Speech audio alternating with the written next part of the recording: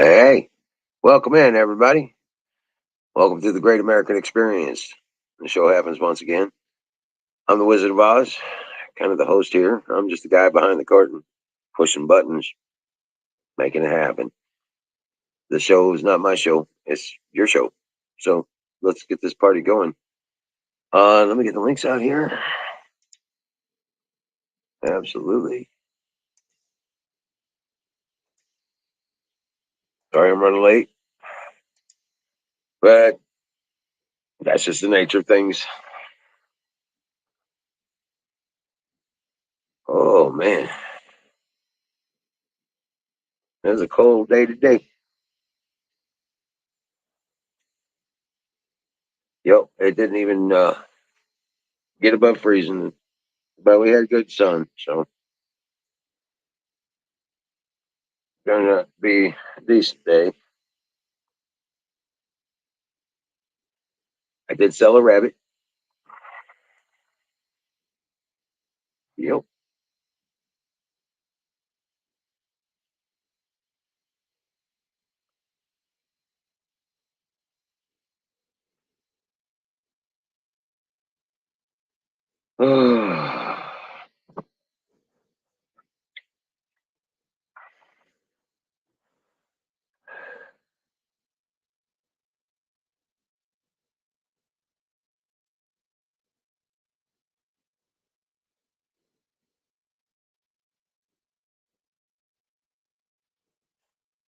So let's hey, come on up.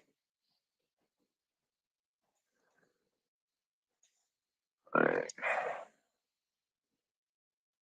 We're just waiting for people to show up.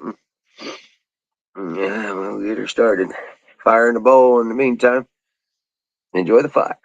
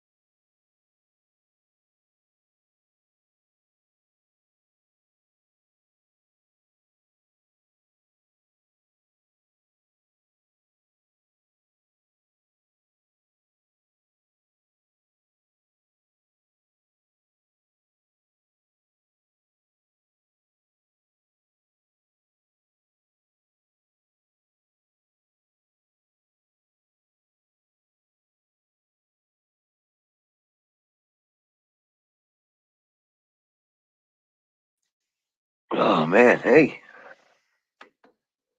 So where is everybody? Hold on a second. Get rid of some of this blue. All right, there we go. So here I am, alone in the dark. Yep. But yeah, let's see what we got here.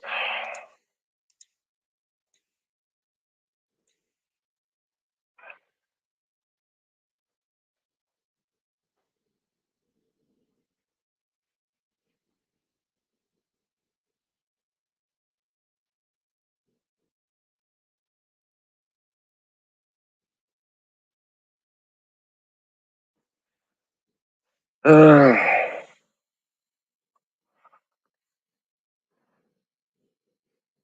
let's see.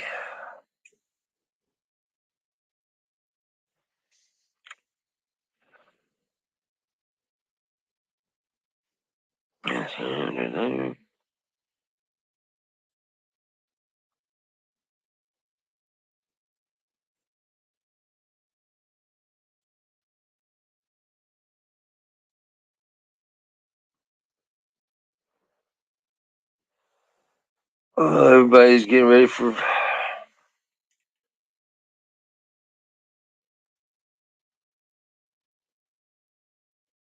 Looks like everybody's getting ready for the Super Bowl. Yeehaw.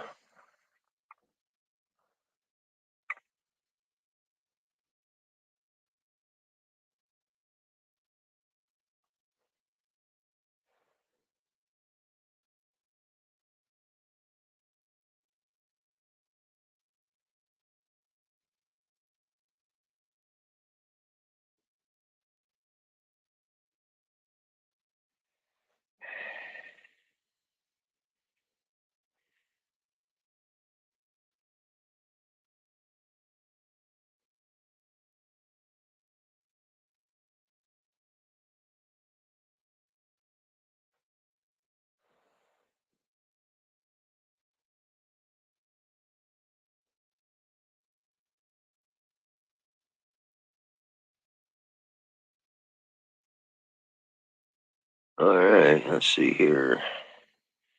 New York City protesters fight vaccine mandate as mayor doubles down on the rule.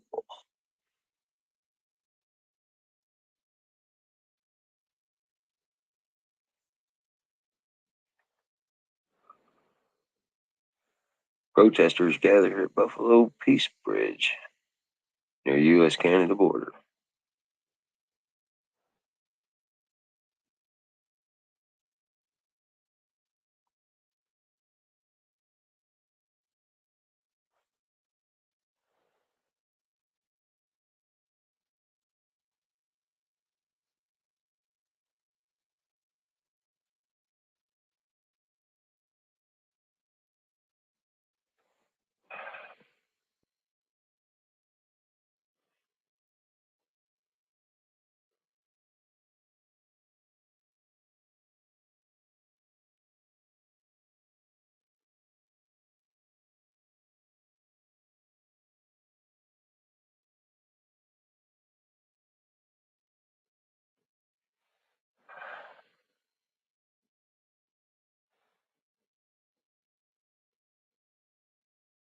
All right.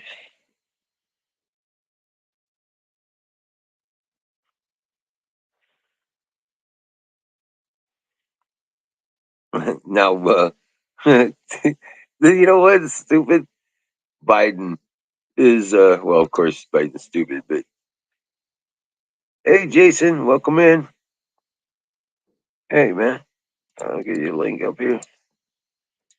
Grab a link. Come on up. You know, Biden's predicting when Putin will invade Ukraine.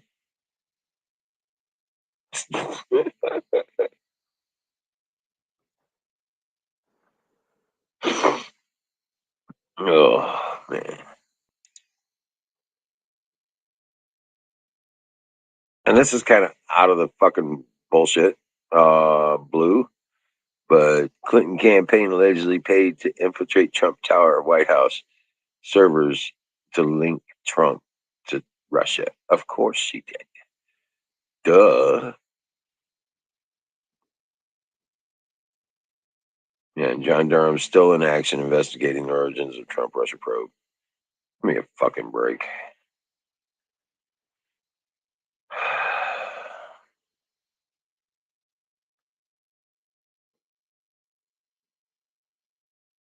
Yeah, just arrest the bitch. She's guilty.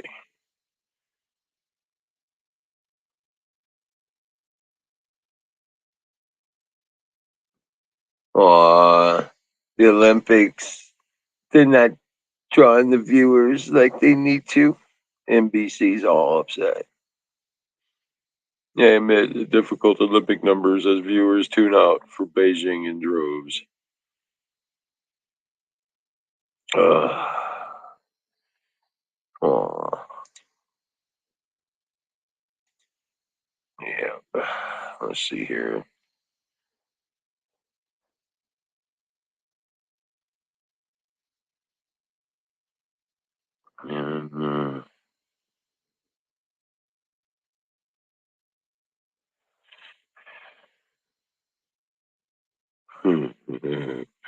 Booty judge releases plan to eliminate traffic deaths. Yeah, more cameras, more cops, more citations, and a 55-mile-an-hour speed limit in possession. In other words, we're going to be limited to 55 miles an hour according to this piece of shit. Again.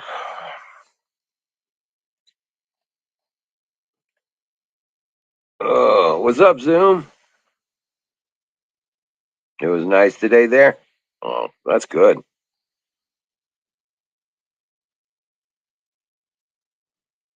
Yeah. It is cold as shit here.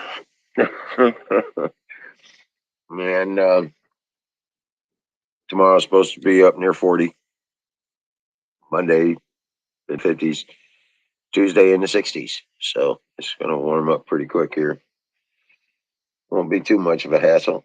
Fire in the motherfucking bowl. Brought to you by SausGravyBiscuitFarms.com. Hey, Bill. There's Wild Bill. Grab a link. Come on up, brother.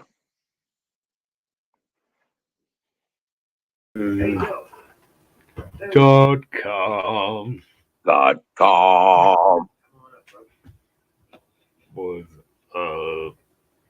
Yeah, I'm gonna block out the fire. Oh, you got that tab going. Oh yeah. Happens every time. Like it's only when I'm unprepared, which is when I'm in here. But it's like I'll remember when I don't need to remember.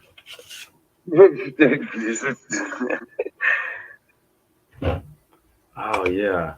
Yeah, I just got home. So what's going on? Did you hear that? The booty judge says we don't need to be moving at 70 and 80 miles an hour. He's going to impose a 55-mile-an-hour speed limit again. And people are going to listen?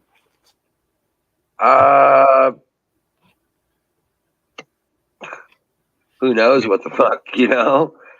The way I see it, people around here, they get into like, I've seen like groups of cars, like two cars racing with each other. People just get into that fast and furious life, you know, since there's really, back in the day, man, I used to go 65 down this, or I would get pulled over going 65 in a 55 or 50. Now everybody does 65.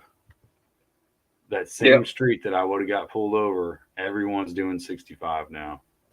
Well, they got 70-mile-an-hour limit on the highways here, and we still do right at 78, 80 mile an hour. In some places, people will do great, but there's always a few people that come zooming around everybody. No, yeah, that always happens. Yeah. So what's your fastest speed limit in your state? 70. Ours is 80. Is it? Yeah. Yeah, I think it's 70. Depends where you're at. It's 75 going on the interstate through Salt Lake City. Kansas at 75. Yep. But between Ogden, Utah and the Idaho border is 80.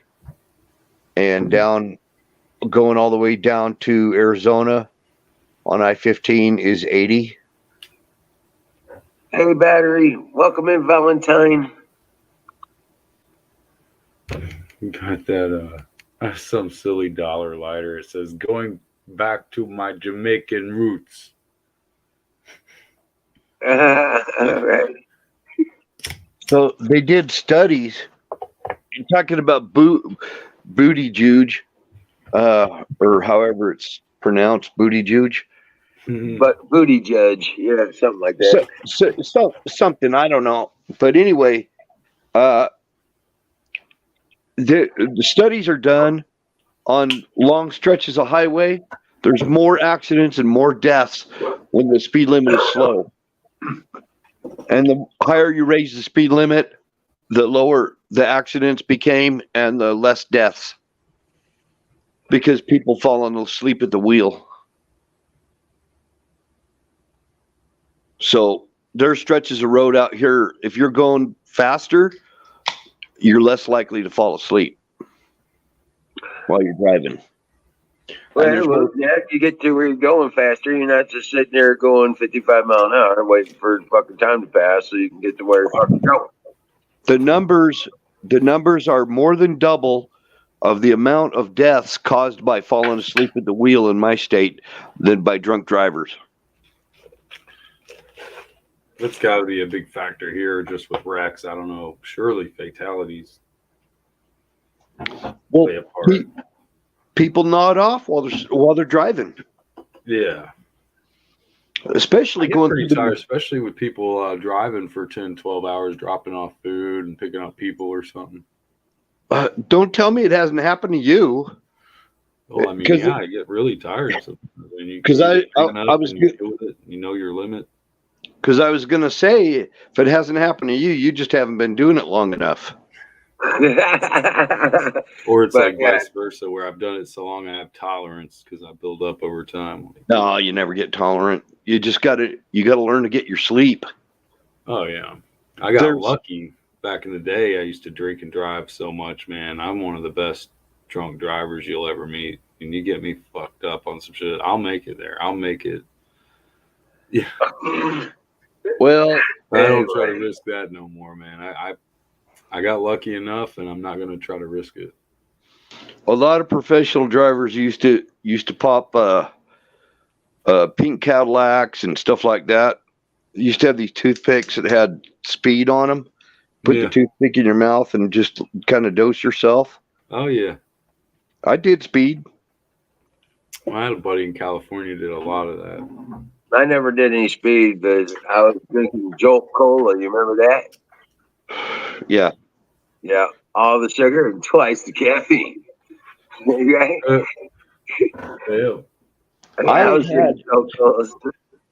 had a student that would load up like 4 or 5 thermoses of black coffee. And he didn't drink water. He just drank black coffee. Right. And the guy looked like a gorilla. Right. He had no, I'm not joking. He had gray hair and he'd wear these tank shirts and he would shed on my seats. He would shed that freaking gray hair that was all over his shoulders, his arms. He would shed on the seats. Oh wow. And he refused to sleep in the bunk. He would only sleep in the passenger seat while I was driving. But he never went. He never fell asleep at the wheel. Right. And I'm not joking, man. We have what you call a 500-mile bladder. You don't stop to take piss breaks, or you can't make money. Right. So you got to figure out a way to rig up a funnel and. Well, you know, you're supposed to stop every 2.5 hours to do your inspection. No. You pull off on the side of the road and inspect your tires. No. I only had pre-trip, mid-trip, and post-trip inspection. Oh, we had to stop every 2.5 hours, something like that. Yeah, you could only run 10 hours a day. That was a company policy. That wasn't federal. You're right. Wow. Some companies make their people do that. But we don't take piss breaks. Okay. You got to get a 500-mile bladder. Right. You got to stretch that puppy out. Yeah, well. Stretch that bladder out. I never stopped for 15 minutes. I never stopped for those 15-minute inspections anyway. I always did it when I stopped to eat, fuel up, get back on the fucking road. Boom. So what kind of bottle did you carry, Singh? You said you piss in a bottle. In a bottle. Shit. I pull off on the side of the road, take a piss if I really had to. Was it a Gatorade bottle? Oh man, we were making jokes about Gatorade bottle. The hole's not big enough. Look, I'm putting up the roof. Yeah, check it out. Some guy said, I pissed in a 1 gallon water container. I'm like, oh, you have a tiny one then, right? 1 pint. Now let me ask you: you're building the. What are they shouting about? What? You only have one leg of the. You didn't build the trusses before you put that up? Nope. Shouting motherfuckers. Oh, weird. I've never seen that just before. Build it as I go. And it's got I've never. this thing. No, Yeah, you just made it up as you went. That's what you did. Shed roof. yeah. I've I've just never looked seen it that up. before. That's cool, battery. That's all right if it works. I Yeah. tried making the trusses first, but they refused to be the same. Hey, So- Valentine. What's up, people? I did it this way, and it seems to be working. It looks jerry rigged as hell. Yeah. No, these are That's my so middle name sometimes, man. I'll jerry rig the shit out of something.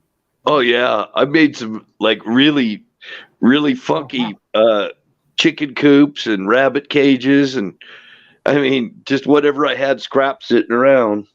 I built the Their trusses screws on it. are very tight. Well, I always draw my pattern out on the floor and set my. When I'm building those gable roofs, I always build my trusses first, and I put them to Yeah. my pattern on the floor so that they're the same. I looked up gable roof, and I got that. That's on the house.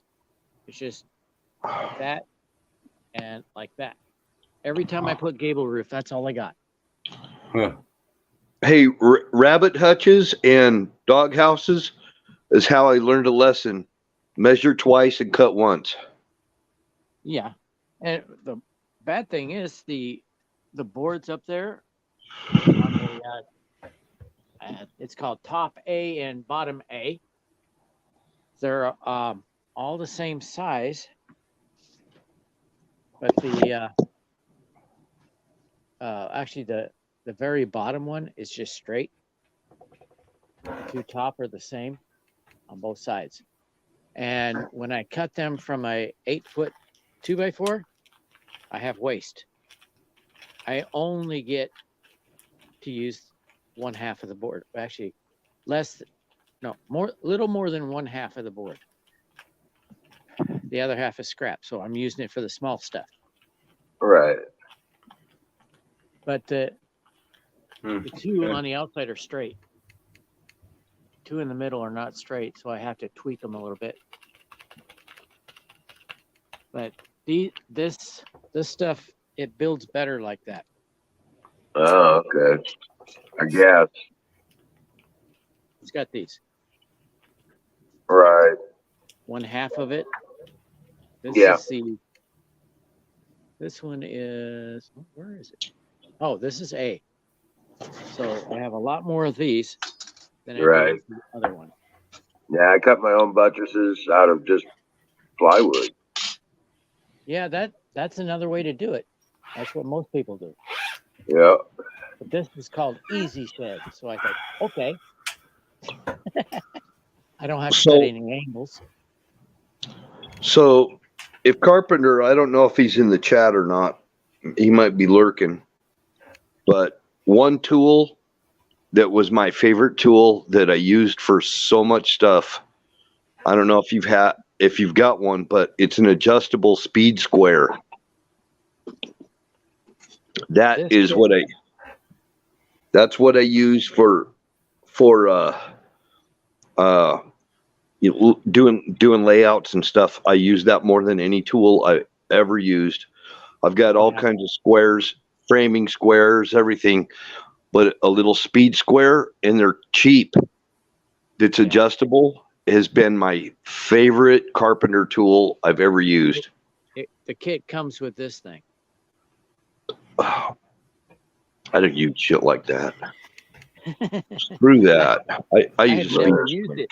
I got I don't know. It might be good. of the shed built, and I've never used that.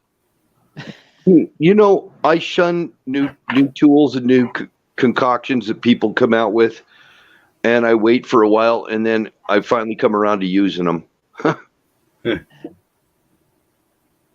Well, I had some pallets left over, and I left word with my neighborhood that I needed pallets, and I'm gonna probably use that in this shed. I was gonna say that tool you had looks like the bridge cover to an electric guitar or some shit. Yeah, huh? It's called Easy Builder. It has angles on it.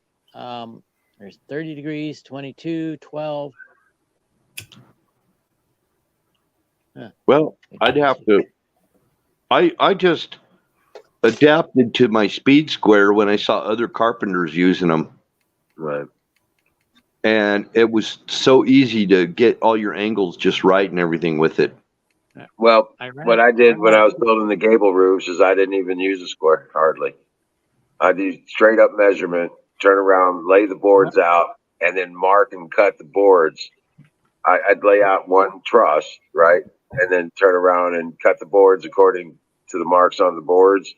Okay, then I'd mark the floor. I'd mark the floor exactly, run an outline all the way around it on the inside and outside. And then I'd mark the angles that I cut the pieces for, the gables. And then I'd cut all my boards up and lay them out and set them up according to the outline and get them in place, put them together, put the buttresses on, flip it over, put the other buttresses on, and next. You know what I'm saying? Well, great. I lost my train of thought. I was laying it out on the ground, and I learned what you're talking about after I had all this stuff. I'm going to use this stuff. So what are those like? You're using those pallets as walls? Yep. Right, framing. Not for its support framing, but for the wall framing. Yeah. No, I get it. Yeah. That's a good idea. And then you use those. Yeah. Is that a pen for scrap wood? It's very hard to find. Right. Is that a pen for animals or what is it? No. It's going to be a shed. Wall for the shed. Oh. I'm going to have a shop built up on that side. The back is going to be all storage. So are you going to put siding on it after? Yes. Oh, okay. Clever idea. Nice and breezy. I'm all for that, man. Yeah, I think Aaron would like it as is. Yeah, probably with the wind blowing through it and everything. Right.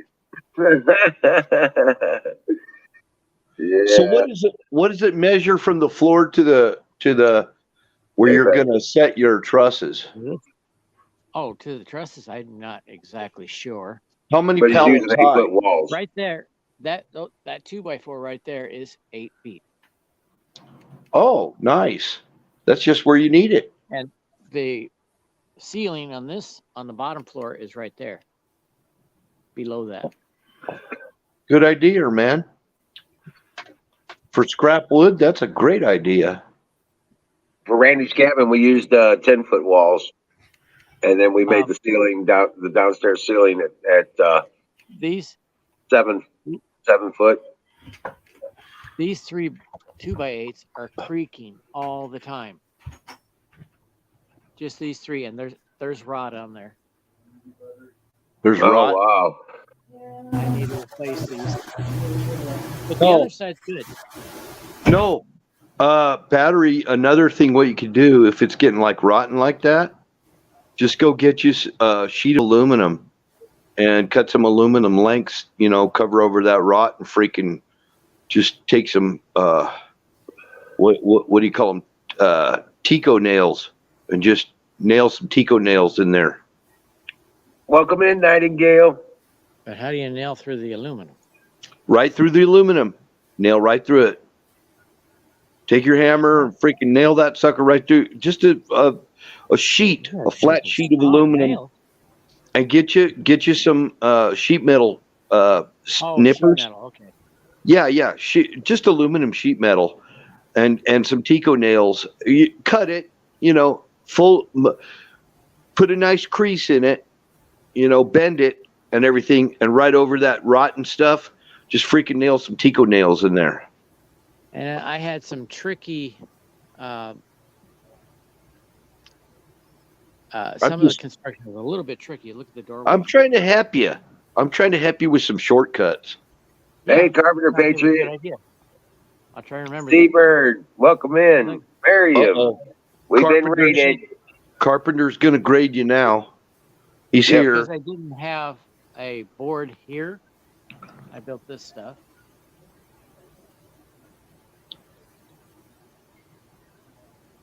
It's not going to be holding much, so I didn't really brace it up. Oh, wow.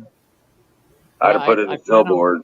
Yeah. I plan on doubling the wood up there underneath, because I can't do it on the top now. Well, I can in the front and the back. Hi, Nightingale. Hi, Miriam. Hi, ladies. Hey. Hey, Seabird, welcome in. I'm just showing my progress today.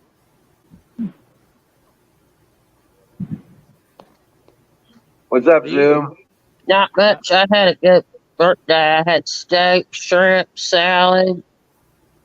Oh, shit. Birthday. Yes, sir. Hell yeah. Yes, sir. I almost had pallets the same all the way around, but stopped right here and stopped right there. But I got majority of it covered in the same kind of pallets. Where'd you go? I didn't talk over. Oh, he hit the wrong button. Who was that? Hey, Rusty. Yeah, Bill. Bill dropped out. He'll be back. My tarp is gone. Hey, there's the moon. It blew off today while I was working. Welcome in, Rusty Grammar. But it's still it's still hooked to the side of the building. Yeah, cool. Hey, Zoom, did you get it made for you, or did you go out to eat? I'm pretty sure. Yes, sir. My mom and dad made it for me. Yes, sir. Oh, okay. So it's homemade. Good deal. That's even better than going out. Yep. Yes, sir. Hey, I'm gonna hop out for right this minute. Got good old company coming in. Actually, might keep it on and just mute it for a minute. But if she comes in, I'm just gonna mute it. Yeah, you might as well just get off the show and go Right. spend time with the lady. I don't spend enough time with you guys when I have to have company. It's just not right. I know. Go spend some time with your woman there. Yeah. Give her some attention. Give her a back rub. Give her. I'll be around chatting. Give her a foot rub. Yeah. Give me ideas now. I'm telling you, you gotta warm it up. It's the season for the heart to be. That's right. Tis the season for hearts are ringing. All right, guys. Went out to eat. Hop on off. All right, buddy. Go have fun. Talk to you later. Schwab it. Schwab it. Oh, man. So, Carpenter, come on up, buddy. Grab a link. Come on up.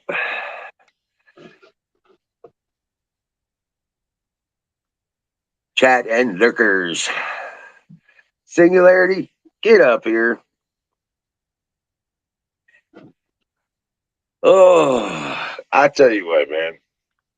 This stuff is just crazy. Anybody hear what come out of Ottawa today? No, sir. No, but I heard something about the trucker strike in the U.S. What happened? What'd you hear? It's going to be March 5th, not 22nd. Yeah. Now, what the hell? They're announcing it. Yes. You know, you can't announce that kind of shit. You know what I'm saying? 'Cause, you know, it's like plan of war. You don't announce when you're going to attack. What the heck can they do about it?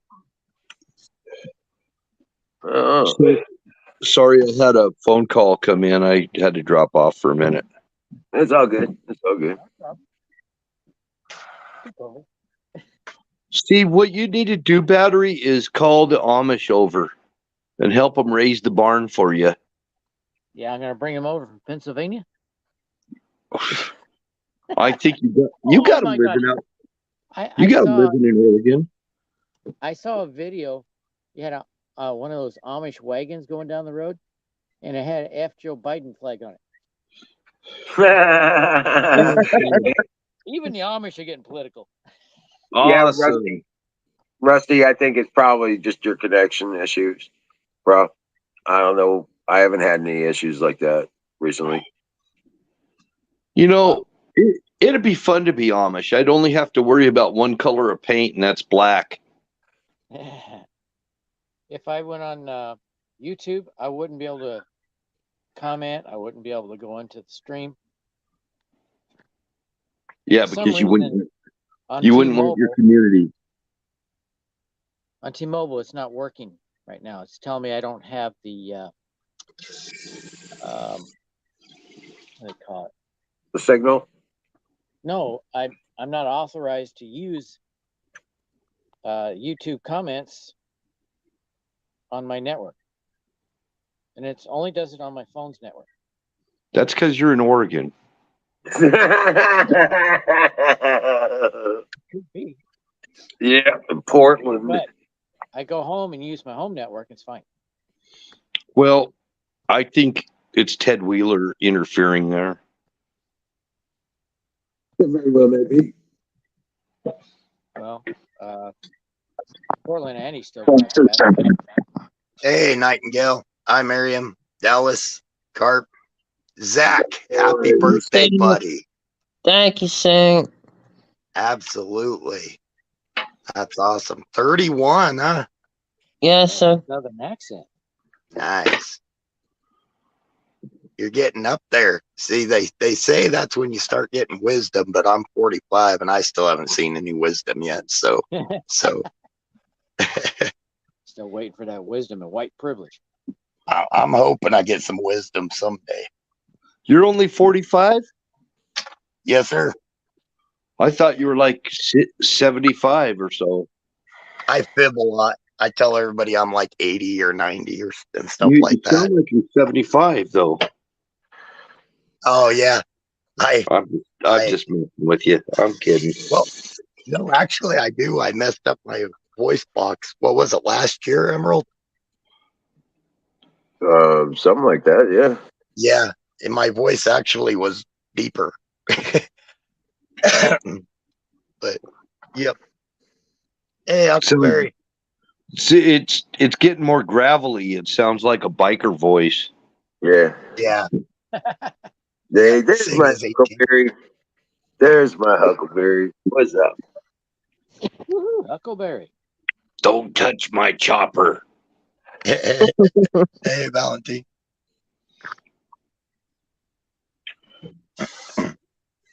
It doesn't help that I've been smoking cigars. That doesn't help at all. That ain't the reason. I smoke cigars sometimes. Yeah, nice. My voice is only gravelly some of the time. Some of the time.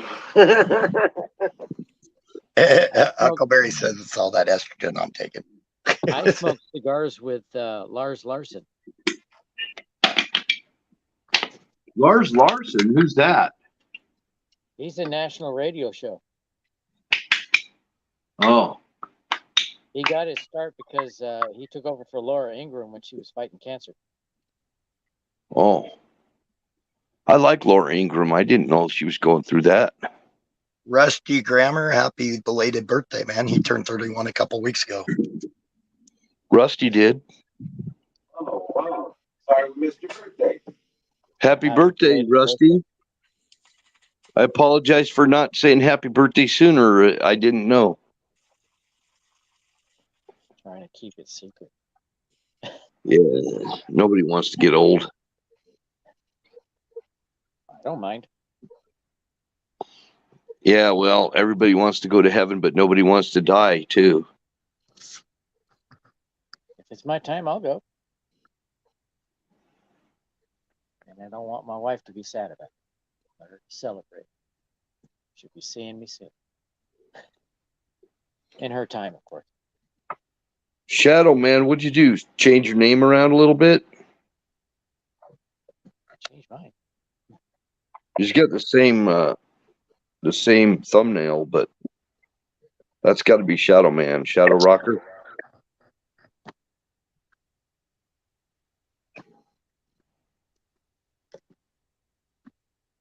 What's up with my screen? Oh, okay, I get it. He's not on Twitch. That's why he's using his YouTube thing. Battery to shed roof. Okay. Right. One's his YouTube handle. It took me a minute there too. I was like, wait.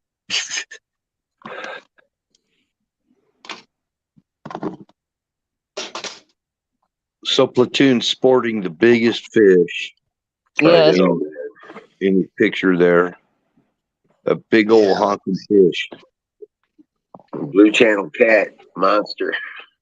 Feed family 5 for a week. Yes. You going fishing for your birthday also this weekend? I just hang out around the house. Hey, sometimes that's one too, just hanging out. Yep. So I could just picture those big old catfish steaks. What the hell? I hear puppies. Somebody around here just got some puppies. I was going to say, mine's right here. See it making no noise. Yeah, but yours don't sound like puppies anymore. No, they don't. Mine are just snoring. They sound like wolf killers.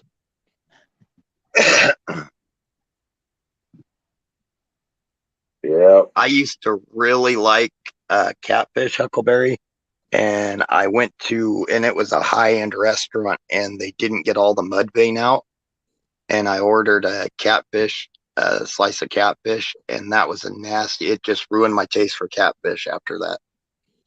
Oh man, Never I know that. I know that story too. You had it once. It took me a while to go back to eating them. It does. Never seen It's that happen. that mud vein being left in just ruins the entire taste of it when they cook it. I think what they should have done, probably what I would do next catfish I catch, I'm gonna put it in not brine but rock salt. I'm gonna bury in there? steaks in rock salt for a couple of hours at least. Nice. Make sure that mud vein is all out of there. I used to like it. They used to cut them up in little chunks, and then they bread them and fry them. I used to love those. Well, I tried to stabilize those boards up there with some fence boards. I darn near killed myself. But you don't worry about that mud vein with that big old catfish Platoon caught. Yes. You just take you just cut fillets off it, and clean it up real good, skin it, and make sure you get that skin off of there, because that skin's got a lot of the nasties too.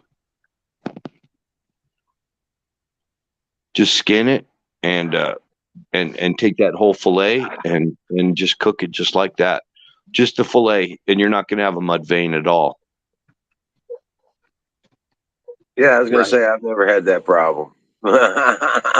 No, you just fillet it. You won't have that problem. Same thing with carp. Carp's the same way. Yep. I clean them out and turn around, and I clean them and then turn around and skin them and just keep all the meat together. I don't even separate it from the bone, from the spine. I just leave the spine in there and then turn around and cook it. No, I'm not Cook going to it leave the just spine. right. If you No. cook it just right, it'll just pull right off that bone all in one slab. You just set it on a plate. Yeah, I take the spine out now on those kind of fish. Trout, that's exactly how I do trout. That's exactly. I leave the spine in trout, and I don't skin them. I leave the skin on because that crispy skin is so good. I'll eat the skin on trout, but only on trout and salmon. I don't think I ever tried trout before. Oh, trout's good. Oh, yeah. Trout's good. Trout, funny. bass, catfish is good. Bluegill is good. If you got a couple good sized ones, make a decent meal. Trout is a lot like bass, just not as sweet tasting. I don't know if that makes any sense, but It doesn't. Near the fight. but it's a lot like bass. It's pink. The meat's pink. Trout Right. don't fight as much. See, that's mostly what we've got around here is brown trout. That's what we have here. I think we call them brook trout. I like the rainbow trout. Those are pretty fish. That's what we got around here is rainbow trout for the most part. Yep. It looks similar to the steelhead. We used to have a lot of rainbows here, and they replaced them with more Native. They replaced them with browns, and we got a lot of brook trout here too. There's a lot of browns and brook, and cutthroat. Cutthroat are indigenous to Utah. They're native to here. Cutthroat are. And there's some We've got- I don't think I've ever had them. That brook trout, rainbow trout, steelhead. If I catch a rainbow, I'm taking it home and cooking it. Just because I don't want them in our lakes. Right there, tailgate. Take a fry pan with me and a camp stove, salt and pepper. I'm heading to heaven. You can fillet them, Huck. It's just trout. You won't get a very, very big fillet. A lot of the meat is going to be within the bones. I've always had good So fillets. most eat it, just cook it full. Of course, I catch. Now, if I do like 10 a or whole 12 trout now, if I don't fry them in batter, like a lot of people do, like I used to do all the time, I'll take them and I'll cook them with tomato and pineapple. I usually just take some vegetable oil, salt and pepper. I'm good. Tomato, pineapple, and dill. Try it. Sounds crazy. Take a lot of stuff out there. Well, yeah, I know. But anyway, you're talking about up in the mountains. Up in the mountains, I'll put them on a stick and cook them over a fire. Oh yeah. That's the stuff. You got lots of rainbows here. I fished Oregon. I did a lot of fishing in Oregon. I was fishing up at Fort Lewis. I caught 3 12-inch trout and 1 4-inch bass. You know that bass had a ton more fight than those trout. If you I like was that. "Dang." I was saying, man, I got something big on the line. I said, please jump out of the water. And jumped out of the water. You gotta be kidding me. That's bait. Yeah, you see them fly out of the water. Bait with a fight. I'm making some bass lures right now. I'm making some lures that'll work for bass or trout. Frog lures. I'm making some frogs right now. Some artificial frogs. You ever fly fish? Yes, sir. I fly fished a way lot. I Fly prefer fished in Oregon. I fly fished in Oregon. I've fished with worms in Oregon. I fished with spinners, everything. You know what I had the best luck with? You know what I had the best luck with in Oregon? Salmon egg. Oh yeah. Most people use salmon eggs here. Yep. But I learned fly fishing in Colorado. And out of all the class, I was first to catch a fish.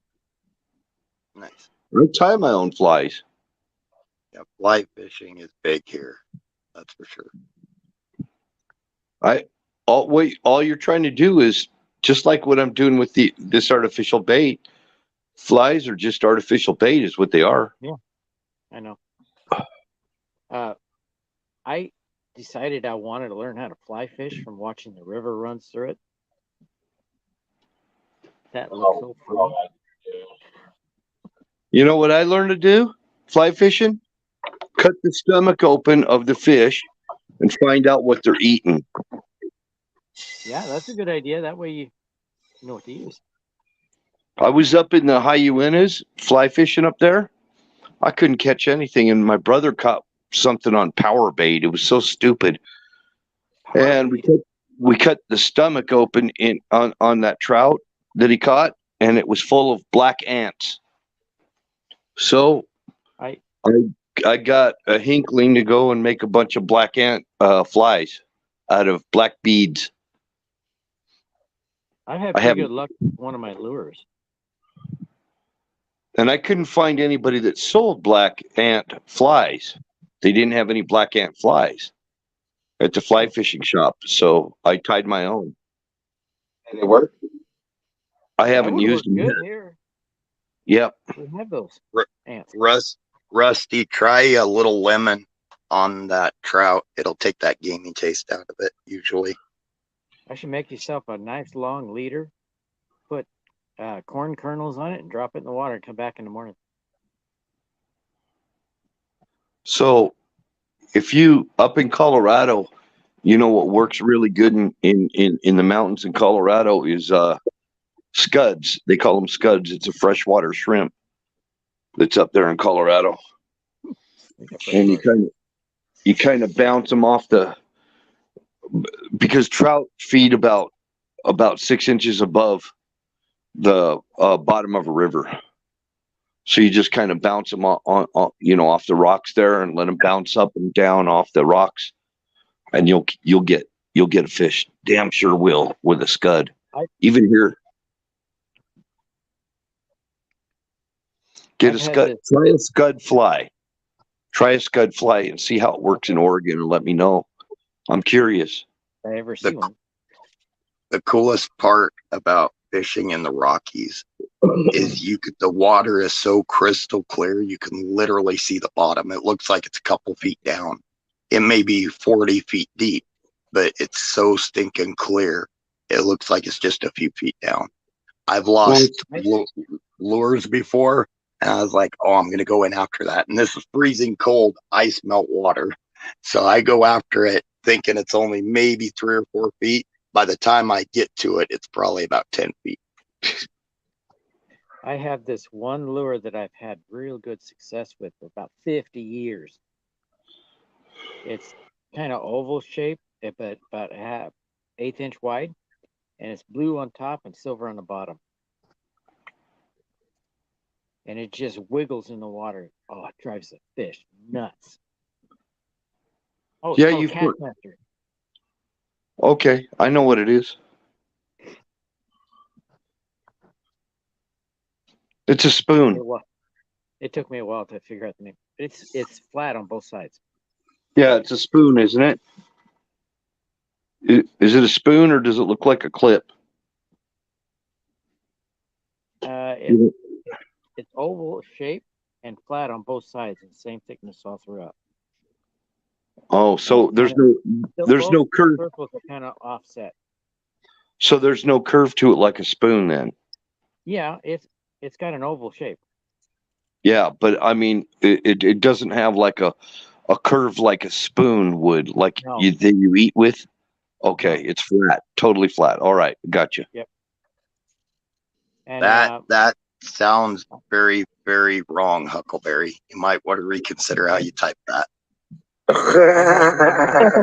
other one is called a wedding ring. It's got a sparkly ring in the middle. Looks like gemstones. And then it has these red eggs coming out from both ends. Fisher love it. You ever seen a triple teaser? Probably. I don't know. I've I've seen so used many. I've used triple teasers on lakes trolling behind a boat, and I've also used them casting off the shore, and I've had really, really good luck with them. My Pink and grandmother. white, green, fluorescent green and white, and pink and white, hot pink and white. And I don't know, I've caught so many fish off of triple teasers. And then I had a lure, a metal lure, called, the name of the company is called Little Cleo. I caught so many fish off of a frog painted Little Cleo. I mean, I caught trophy freaking cutthroat that people have never, I mean, 3.5 pounder cutthroats. Right. And they were record size. You fished in Oregon, huh? No, this is in Utah. No, you fished in Oregon, right?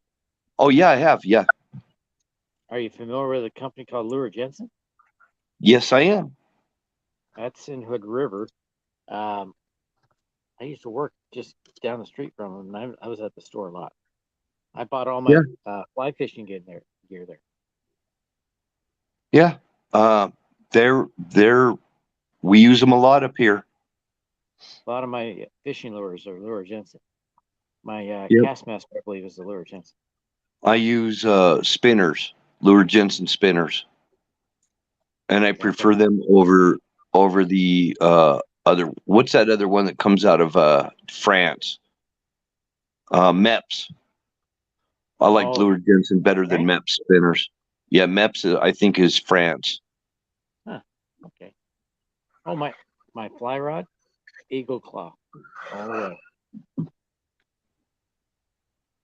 Yeah. First one, so I stuck with it. Hey, fishing is a big part of survival, man. Yep. I've got to get back into fishing. Well, it's a big part of it.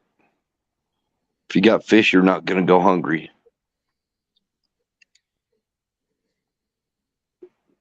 And you live in one of the best fishing places there is Oregon. Yeah. And Zoom, looking at that fish that Zoom's got in his hands in that picture, I gotta say, I don't know. It's tempting to go down there and do some fishing. South Carolina's got some big fish. Yes, sir. Hey, Zoom, you ever go noodling? No, sir. Oh, that sounds crazy. No. Yeah, I watched that. Noodling is what they do down there in Oklahoma. They find those little caves along the banks in the creeks and stuff. They do it in and Alabama they stick and South Carolina. Yeah. Georgia. I've talked to people that do it all the time. They're crazy. You go ahead and go noodling. I don't care for that. Stick their hanging in a hole where they don't know what's in there. Sometimes it's a water moccasin. No, you go ahead and do the noodling. I'll leave it to you. That's how you catch the big cats, man. Well, that's how you catch them. That's not how I catch them. I use a rod and reel. Yeah, me too. I use a can of corn.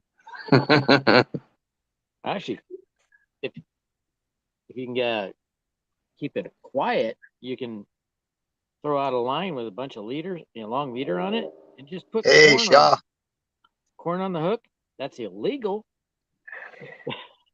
but it works. My uncle said, we're out fishing one time. He said, "Watch this." He just made himself a 15-foot leader and a hook every 10 inches, and put a piece of corn on each one of them. We came back the next day. Every one of those hooks had a fish. Hey, Aaron. Hey, what's up, Aaron? Mostly bluegill. Colonel Shaw's in the house too. Salute, Colonel Shaw. And Chun. Colonel on deck. I don't know why I keep saying that. My father was in the Navy. And that's it. Colonel on deck. Okay. They have colonels in the Navy? I don't know, but we had colonels in the Army, and we'd say the same thing. You got colonels in the Air Force and the Army. Yep. But we didn't do that in the Air Force. And a lieutenant. Attention. That's it. A lieutenant in the British Army is a lieutenant. It's pronounced lieutenant. Mm-hmm. I wondered what that was. And you know, one thing I found out when I was over in the Army in Germany, British soldiers would come, fly their helicopters on our base, and I'm talking to both the enlisted and the officers. The officers used to be enlisted. Yeah. I was like, now that's cool. You guys learn to fly, and then you get proficient at it, and they make you an officer. You know what? You know what would have been cool is being a warrant officer. Yeah. I would have liked it. And none of the responsibility. Yep. I like those Chinooks and the Sky Crane. Those are cool helicopters. They are cool. The helicopter I worked on, the Chinook had 2 of those engines inside it. To start. I flew it. I actually, when I was in Boy Scouts, I went on a Chinook, a Jolly Green Giant. Yeah, Jolly Green Giant. Yep.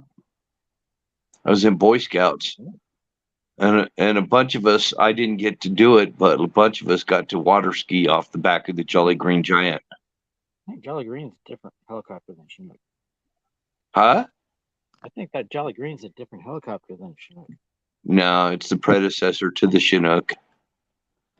It's the same damn thing, double rotor system. When you see in the old black and white movies. I think the Chinook came from the Jolly Green Giant. It's just a big equipment hauler, really what it was. Oh my gosh. I just noticed that. No, that's inside the pallet. Oh, okay. One of the 2x4s inside the pallet's warped. I didn't see that before. Okay. Anyway. All it counts is the top. I went up in a Jolly Green Giant with the 6th Armored Division that had just come back from Vietnam. They had some stories. How they kept it themselves. You know what? They didn't talk a lot about it. Yeah. I didn't either. Yeah. They were just happy to see a bunch of Boy Scouts and civilians. They were happy to be home. That's all I got from them. They were giving me unit patches, and I got probably 8 6th Armored Division unit patches. Nice. Yeah. I'm like, well, do you want any of our patches in trade? No. You just take them. Take them. So I got like 8 of them. Super cool guys too. And coins. Huh? I got a lot of coins. Unit coins and patches. Got them all. Unit coins wasn't a thing back then, though, Battery. Oh, okay, yeah. You're talking about challenge coins and stuff. That's a recent. Yeah, that's more modern. We were staying with the French for a while, and we were trading stuff with them. But I got it.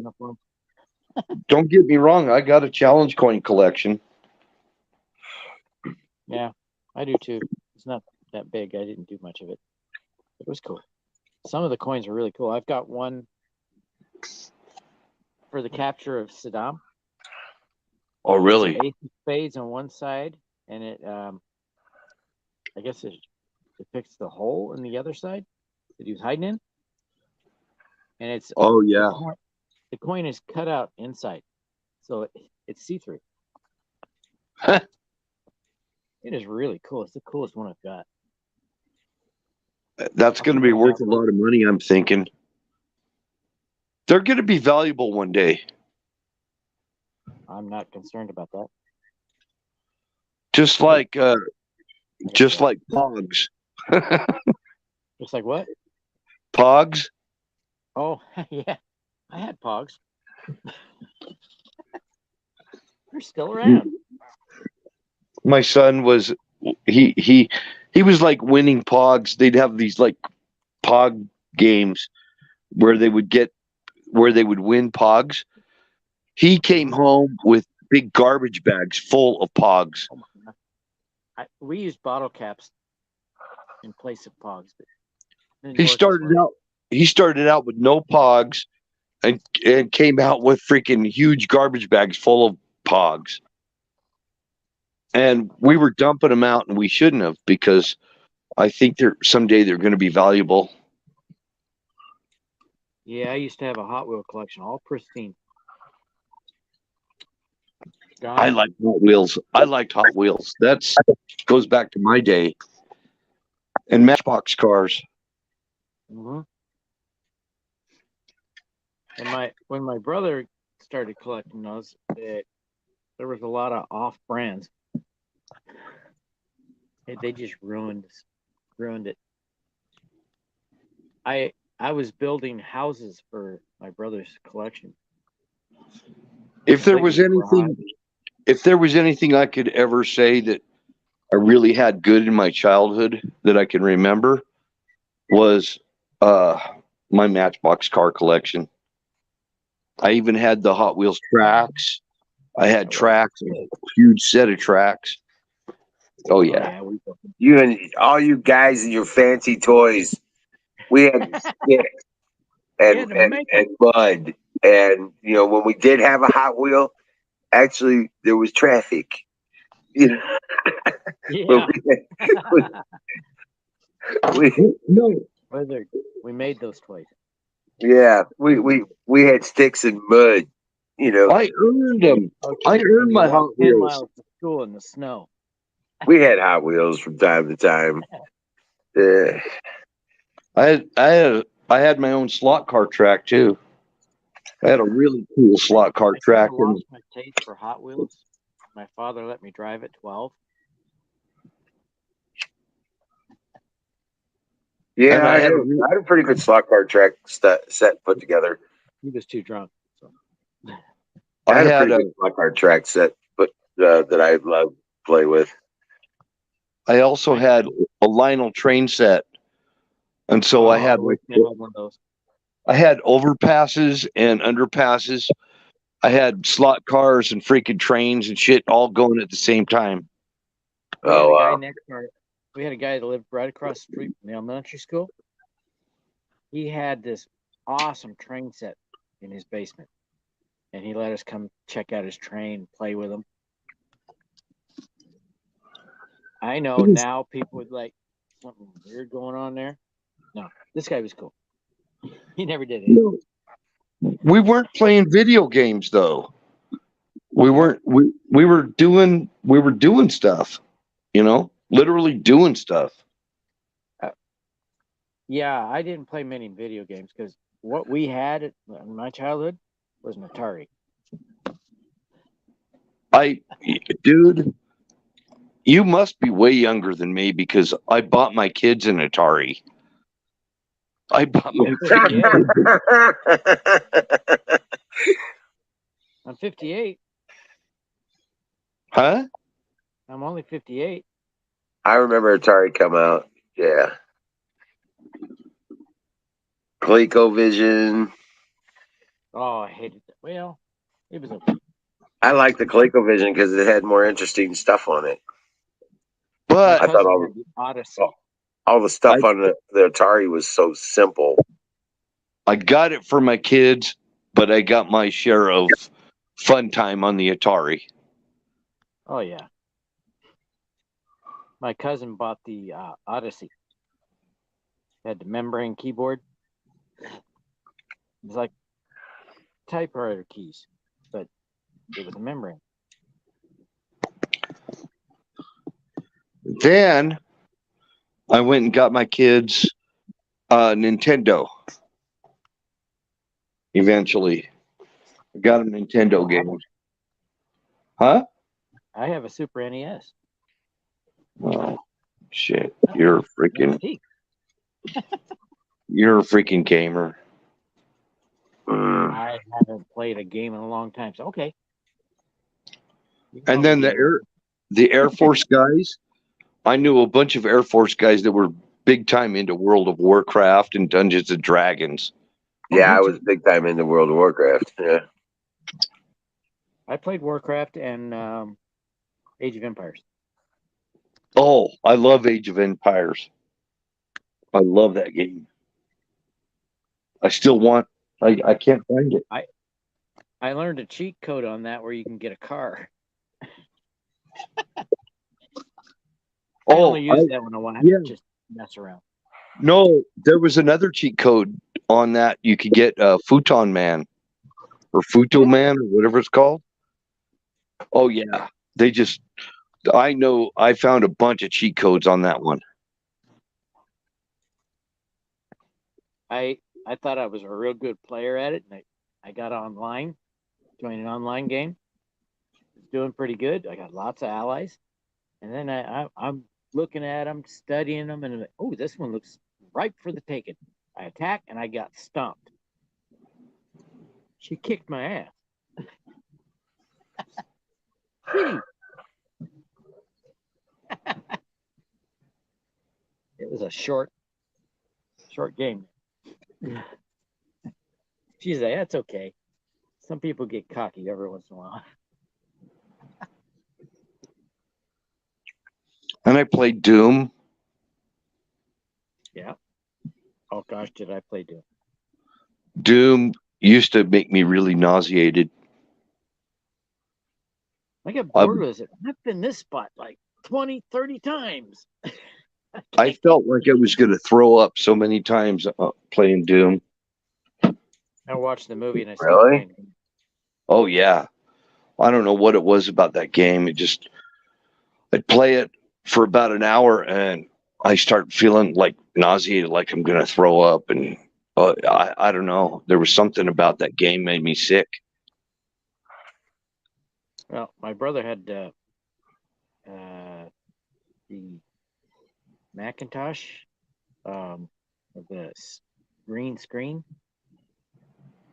Apple IIc, and he had Zelda, and he was playing that all the time. Every time I went over to his house, he was playing it, and I started playing a little bit, and I was doing better than he was.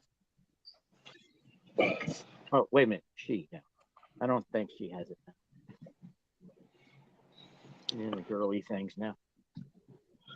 Now, back in the day, before video games really got big, I was really good at foosball and air hockey.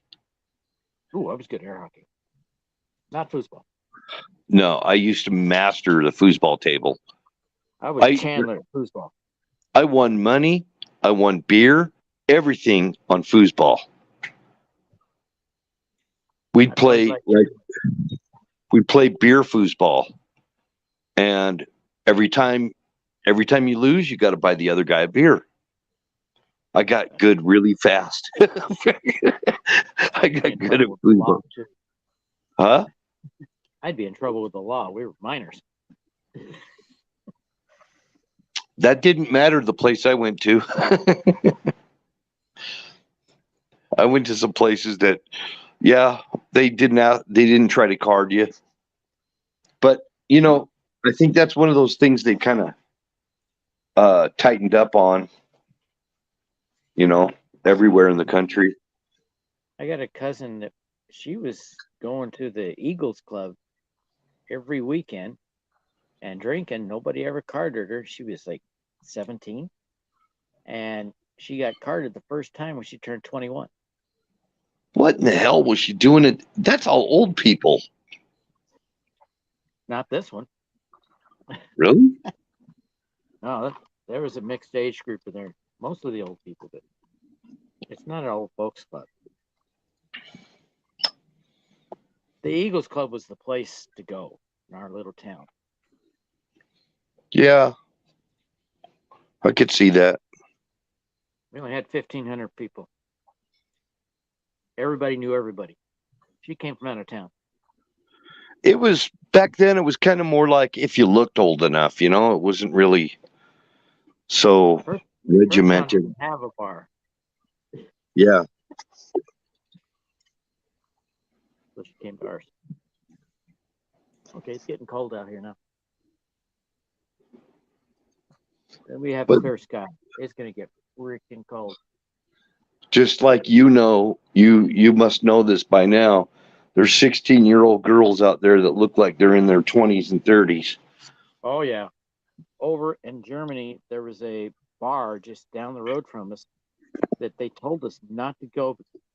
Well, not everybody found out because a lot of the girls are 12 and 13 years old. They may look 20. Yeah. No, actually, a lot of times they even talk and act like they are. Yeah. I kept hearing about it from the other guys. I'm like, don't go there. Excuse me.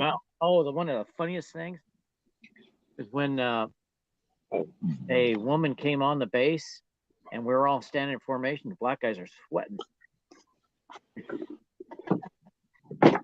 Why? They wonder if they got her pregnant.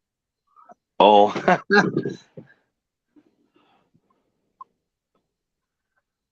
There you go. Trump 2024, the revenge tour. Oh, that'd be. A lot of the black guys were really popular with the German girls. Well, we're talking statutory rape big time, so. Yeah. What do you think they were sweating? Oh, yeah. Oh, one girl I was seeing over there, she liked rock music all the time. So okay, I can deal with it. I was more into country and alternative music. And that's wide range there. But I ran into her down at the local honky tonk in Nuremberg, owned by an American.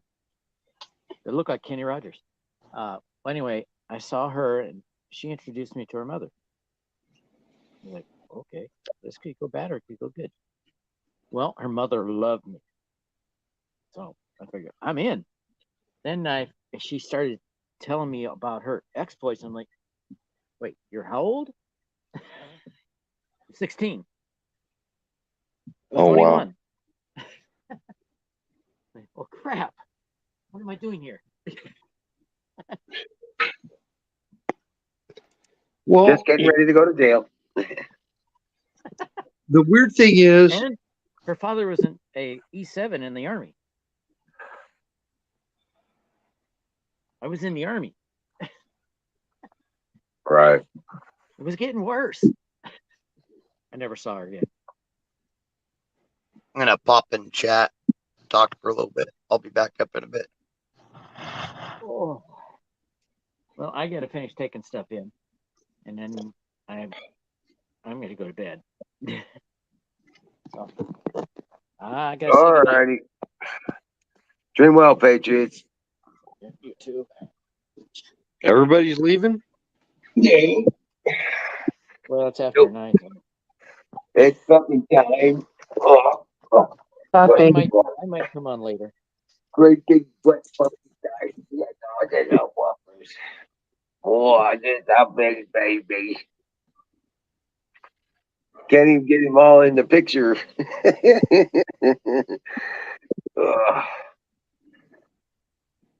Oh, he's just a big puppy. Big Prince. And Princess is over there getting jealous.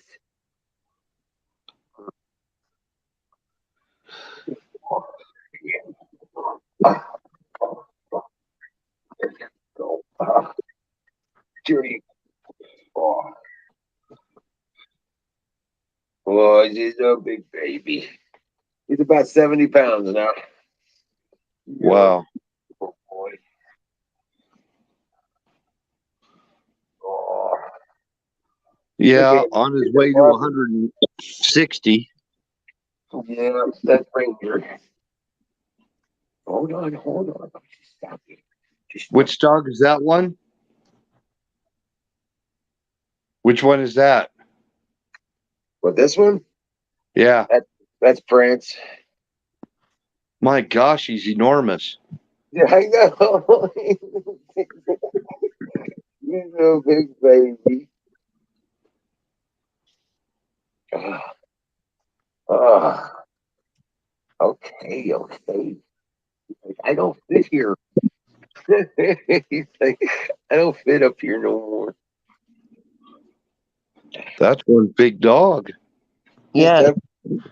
He's only 5.5 months old. It'll be 6 months the third week of February. Oh my gosh. Yeah, they're gonna be bigger than Ranger. I'd bet you. Huh? I said, I'd bet you. Who just left? Battery. Oh, okay. Zoom, where'd you go? Holy shit. Everybody's sleeping. You said you're shutting down the stream. That's why. No, I didn't. Oh, I was just saying goodnight to the battery and Sting said he was dropping the chat.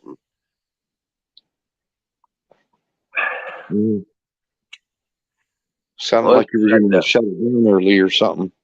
Oh no, I said it's puppy time. And you know what? You know what time it is now, right? Pie. It's time for pie.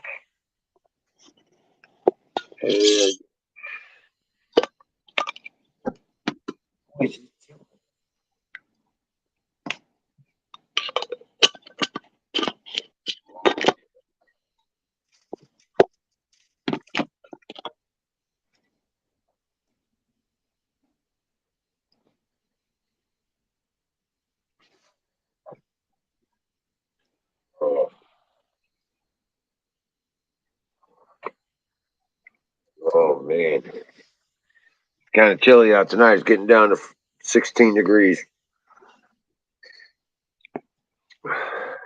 So yeah, it feels like the temperature's dropping over here too. yeah. And Sing, I don't know where Sing went. Thing went to chat. That's what he was saying. Oh, maybe he went to somebody else's stream or something. No, he's in chat. Yeah, Sing's in chat. Yes, sir. Okay. How's the weather out there, Bill? Really dry. We need some snow. We need somebody in the chat over there to do a snow dance for me. Yes.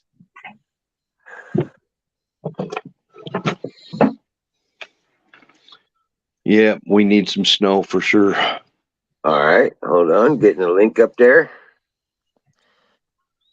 Huckleberry needs a link. Yeah, I heard Yellowstone had an earthquake storm today. I seen on YouTube that a video is up that they said they had it today. Oh, Was really? that Mary Greeley? Yes, sir. Oh, I didn't see that. I'm going to have to check again a little later after we get off. Yes, sir.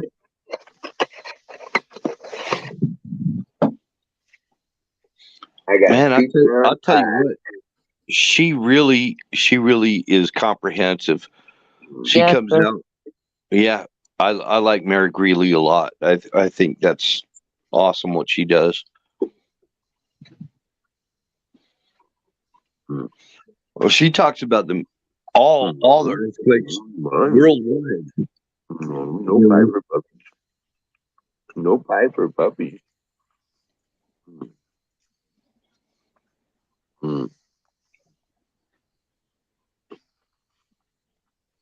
I know Taiwan had an earthquake today, and one day the Gulf of Mexico had an earthquake. What, like yesterday or what? I think it's a few days ago. Yes, sir. Yeah, they really. And you know, a lot of them that she reports, Yes, sir. she shows you that the geological survey people are actually underreporting these quakes. No, you stay away from my pie. No So pie that means for puppies. what No that pie means for puppies. is we're not getting the full picture of all the quakes and the volcanoes that are happening. Mm. I know there's a lot of No pie for puppies. old volcanoes out in California. Yeah.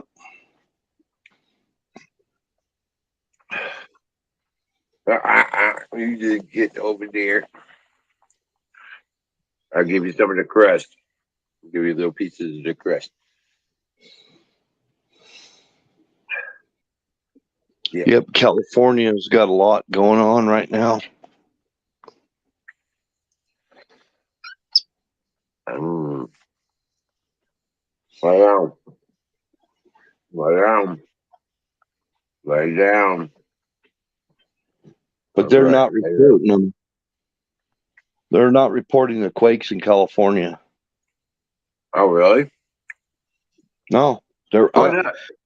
they're underreporting them. They'll say it's a 3.1 and it'll actually be a 4.2. Oh, I mean, later kind of thing. no, they're just underreporting them. When you look at the seismograph, it'll show it's a 4.2 and not a 3.1. But they report it as a 3.1 instead of a 4.2. The USGS is doing that right now. I wonder why. I don't know. They're doing it at Yellowstone. They're doing it everywhere. And I know people, I talked to a lady that's from Samoa, and she said absolutely they didn't have any effect on the volcano, the tsunami in Samoa, but they did in Tonga, and it was way worse than what we can even imagine. Wow. What happened in Tonga? Yeah, the tsunami killed way more people than what they're reporting.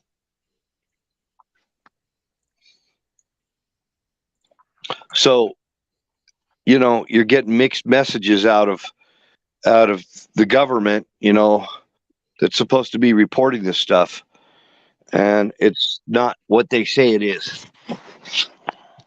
It's much worse. Tonga got decimated. Oh, this one's That happened off the island of Tonga. So it created a tsunami that killed a lot of people and wiped out whole towns and everything. Completely wiped them out. No, don't be Yes, sir. I know. Alaska had a big tsunami. I can't remember what year it was.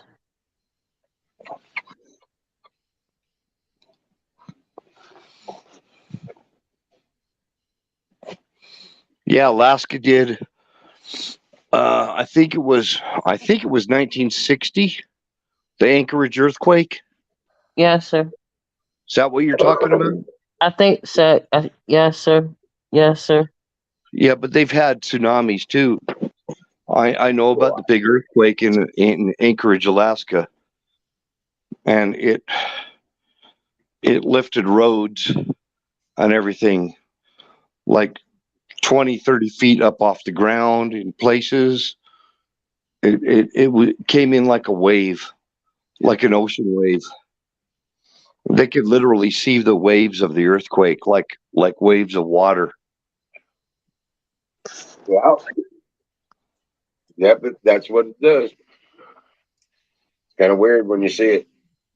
Yeah, No, the earth moved like that, huh? yeah. It took them a long time. I don't think the Anchorage ever fully recovered from it. Parts of Anchorage, Alaska were wiped out.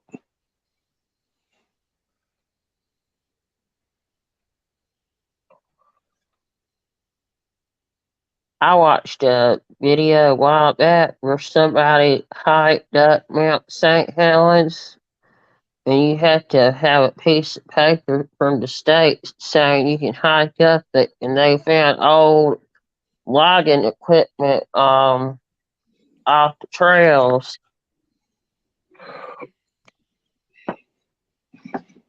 Yeah, doesn't that kind of make you wonder how much is not that we're not hearing about?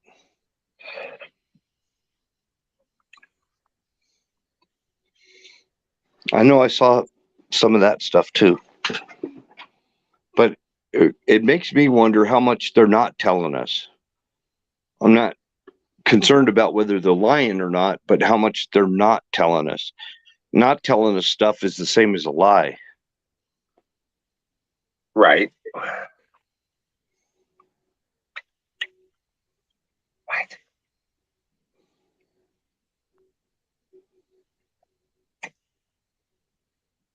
Where'd Princess go? Where's that princess? I mean, dang it, just tell the truth. Right.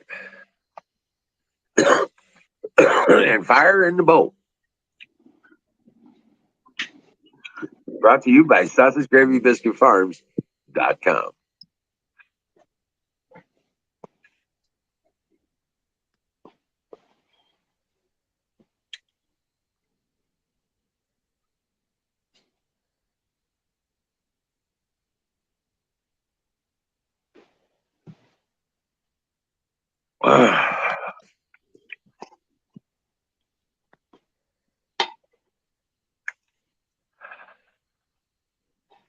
Well, you know what comes with that, Colonel Shaw? Is we get to experience the beginning of the next phase.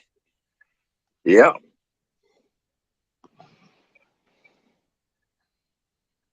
That's how that works.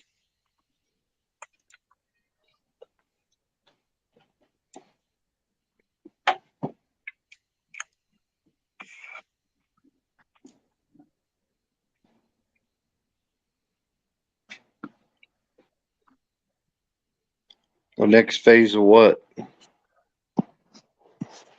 The next phase of our society. We get to see the beginning of it. We get to see the end of this evil. And the next phase of our freedom. Yes, ma'am. Fire in the boat. It's a glorious thing. There's some good shit happening, man.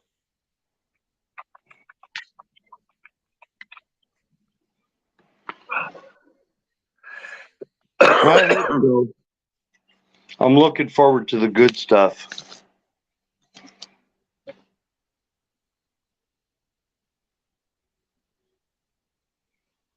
I'm hopeful.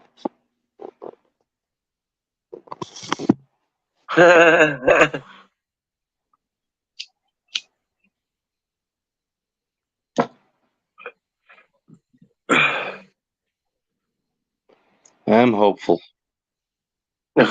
Your niece and her two daughters found Jackson's candy and ate it. Oh my gosh.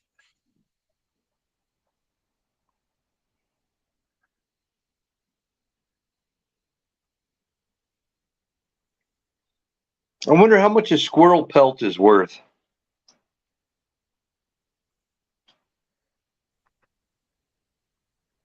I don't know. Take a few of them. You think I could get $20 out of a squirrel pelt? I don't know. What you want? Do you want that fire in the bowl? Do you want a fire in the bowl? It's not pie. No, it's not pie. It's not pie, sweetheart. I've seen a hawk get a squirrel in my backyard before.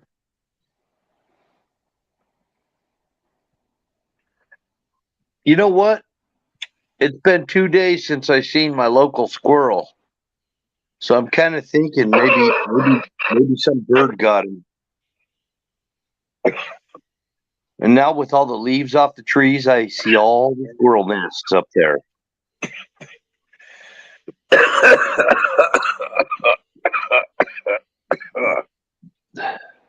All the evil squirrels are gone, huh?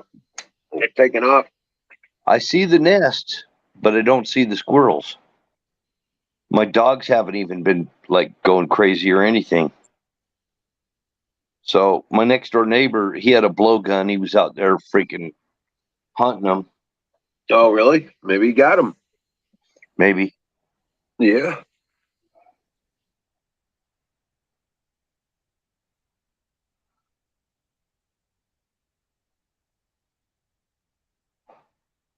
I wouldn't want to eat any of my local squirrels unless I was starving.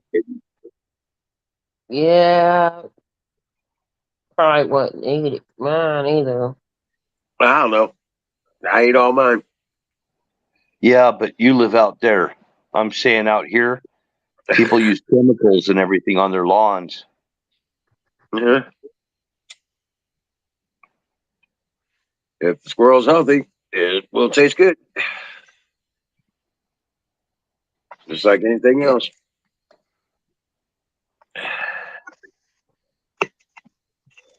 I don't think the squirrels are eating a lot of grass. They do eat the nuts of the trees.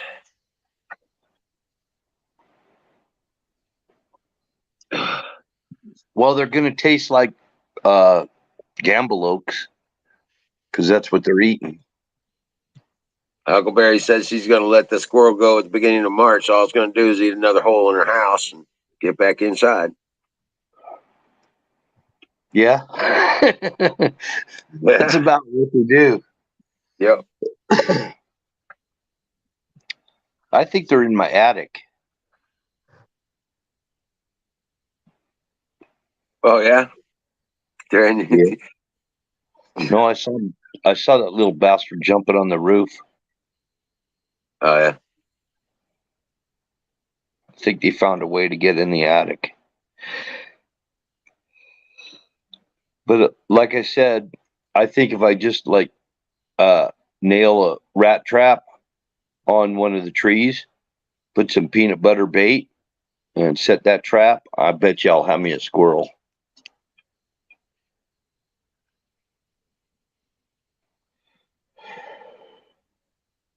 Yeah, but once she gets out, all she go one is back in. Just like a squirrel. Or any other pet. Yeah, she knows where her food source is. Yeah, she knows where she's warm, where she's safe, and where she gets food. That's right. Just like a puppers. Yeah. No, it's a Just pet like now. You even have a name for it. yeah. You've made it a pet. It's a pet. You gave it a name, Huckleberry. Sorry. It's a Too pet late. now. She wants to be all Snow Whitey and shit, you know? Yep. I bet she's a nice fat squirrel now.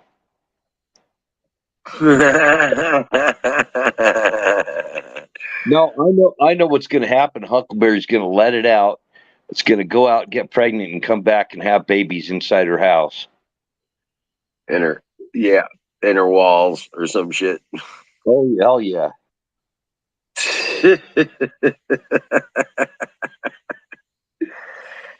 Oh, yeah. Oh, Colonel Shaw says it's pee time. Oh, shit. Good morning, Pee Colonel time. Shaw. Pee time for Colonel Shaw.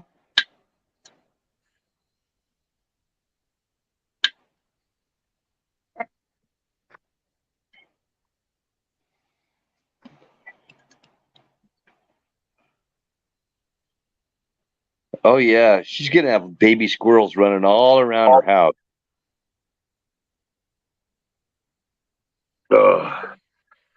Well, if she can recapture her after she gets pregnant, you can actually tame those. You'll be able to tame those squirrels. Yeah, and all the babies are all going to see huckleberry as their food source. Mm-hmm. Yeah.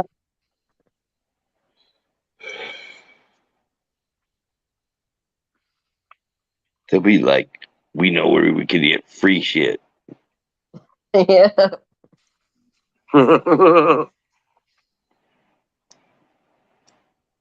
And we don't even have to work for it because Huckleberry, she likes us.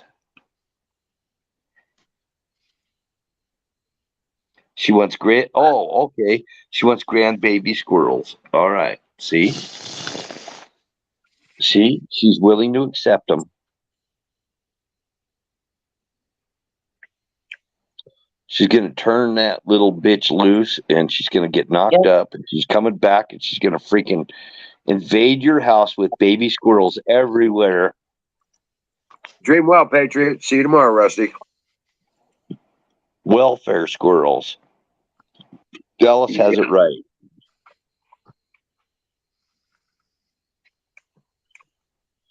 Bunch of little Democrat squirrels wanting their free shit. All right. Lay down. Lay down. That's right. You stay there. You go.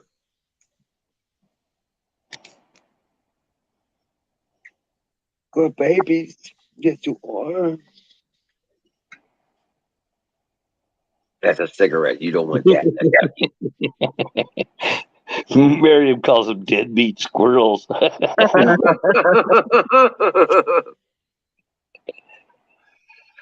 Grandbaby squirrels. That's hilarious. Yep.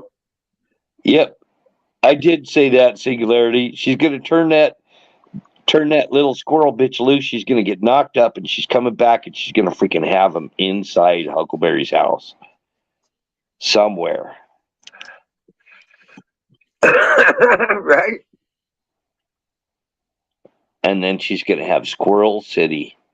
They're gonna take over and they're gonna be like zombie squirrels. They're gonna be everywhere. Wanting a free ride. Section 8 tree dwellers.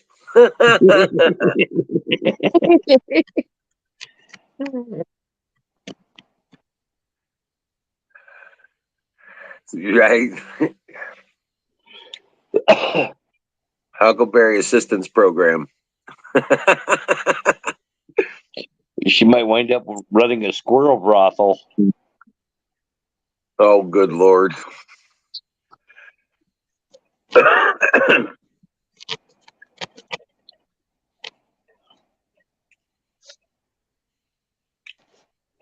Oh, man. Yeah. You asked for a link earlier, Huckleberry. Come on up. There's a link for you. Come on.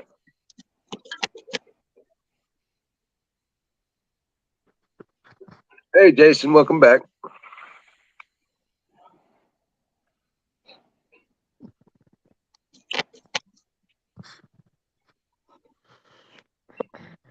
Just think. I mean, Huckleberry, you could get paid.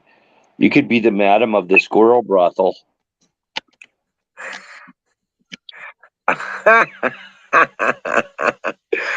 Oh, good. Leave your nuts at the door.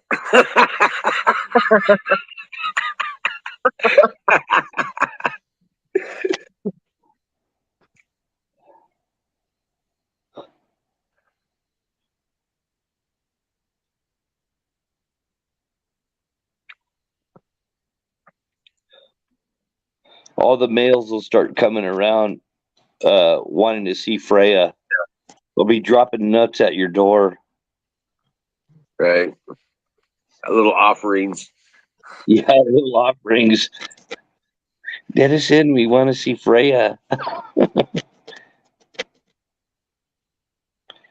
Huckleberry's like, okay, one at a time. Madam Freya. Oh, wow. That's funny.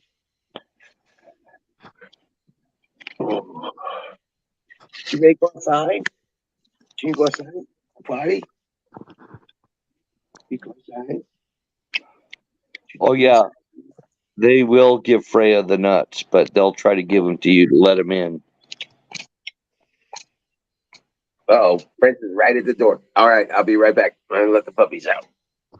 No, she will be a slut when it comes to, is she gonna get free nuts?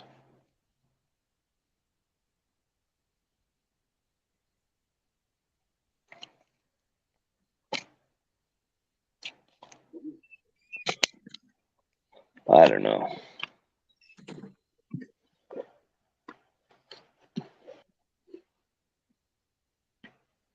Huckleberry, don't turn her out.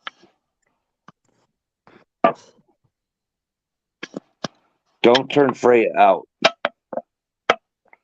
You know what that's going to lead to.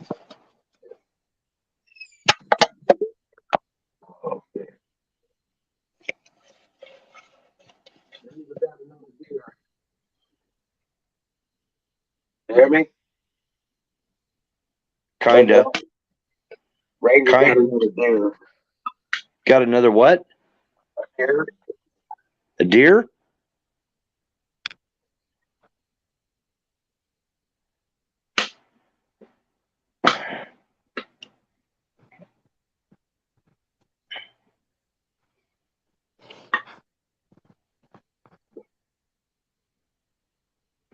Ranger got another deer.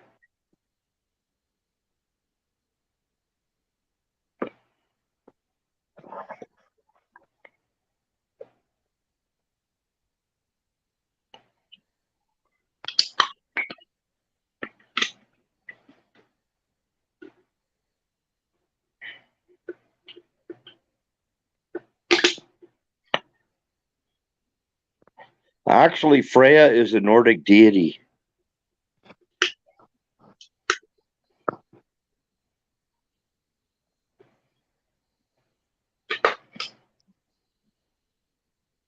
Yeah, like a goddess. Yep, Freya.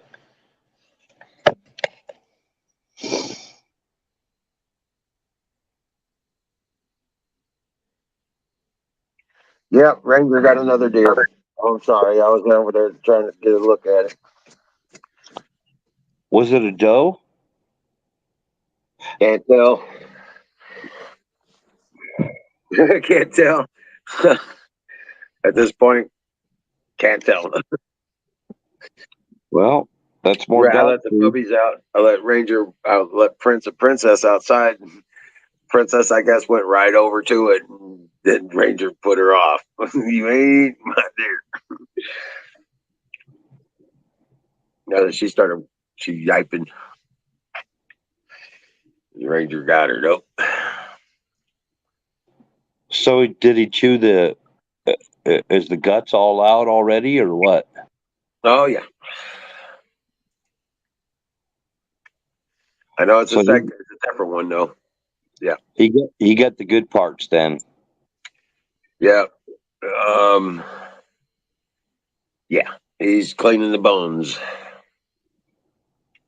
There's no muscle meat left. Nah. Bones, legs. The legs are still attached to the hip. And the meat's all gone. Wow. There's still front shoulders. That's about it. Is there a head on it? Couldn't tell.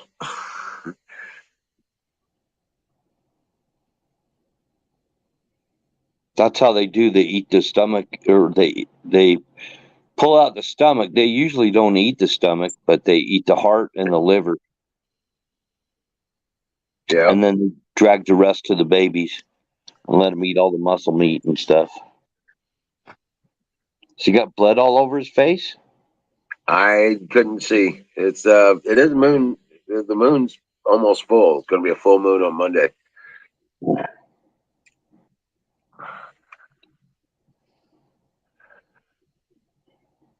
We had German Shepherds used to bring home weird stuff all the time.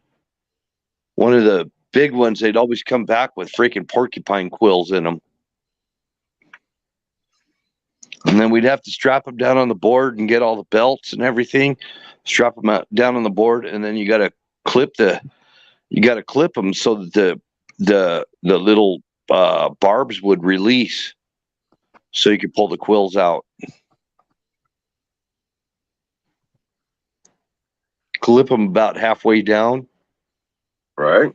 and then the barbs release, and then you can pull them out.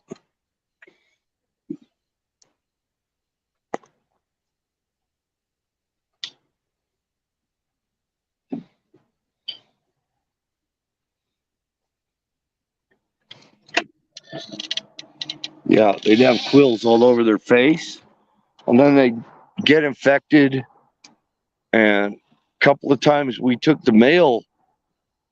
It was my cousin's dogs. He had 2 shepherds, and they just let them run, do like you do, and they'd come back with quills all over their face. The female, she figured it out, and she decided she didn't want to have anything to do with them. The male, he was always, I don't know, trying to show his prowess by going after porcupines. Right. And he'd come back, quills all over him. He died. Oh shit! Really? Yeah, he died. He got quilled too many times, and finally he died from it. Oh wow! Good looking German shepherds. I'm telling you, they look like wolves or big old dogs. But I'm a fan of German shepherds. I love the animals. Yeah, German shepherds are cool. They're great pets. They're great. They are. And you could tell the wolfiness in them. There's a lot of wolf in them. They naturally just want to hunt. It's instinctive. Right. That's what makes them such good protection dogs. You put them, if you train them right and everything, you can get them to where they will really be good shepherd dogs. They protect the herds and stuff. And they'll take on wolves, coyotes, everything. Right. That's really what they were bred for. That's why they're called a shepherd.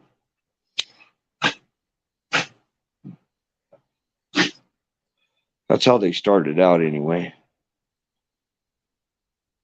Yep, they're very close to the wolf there, Colonel Shaw. But there's another dog I do like, and that's the Malinois, the Belgian Shepherd. Awesome dogs. The black-faced Belgian Shepherds. Oh yeah. They're not as big as the German Shepherd, but a lot of people are using them as police dogs and stuff right now.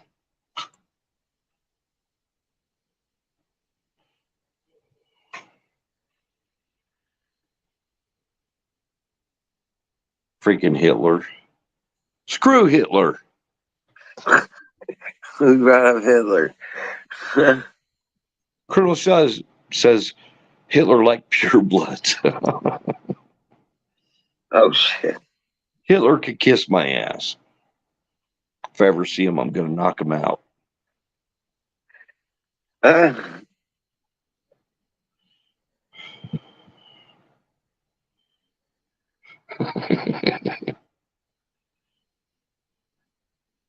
Hitler was a loser. Yeah. Yes, he was. He lost. Same thing with all those punk bitches that he had working for him. Like Himmler. They all had names like Himmler and Hitler and Himmler and Himmler. And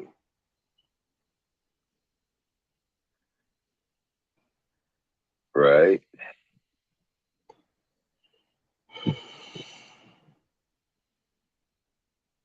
don't give me no lip there, Colonel Shaw.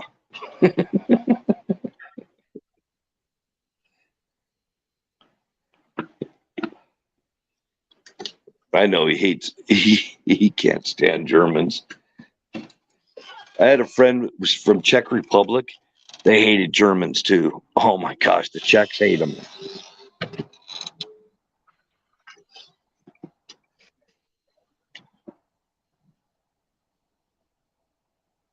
Hitler was an evil genius.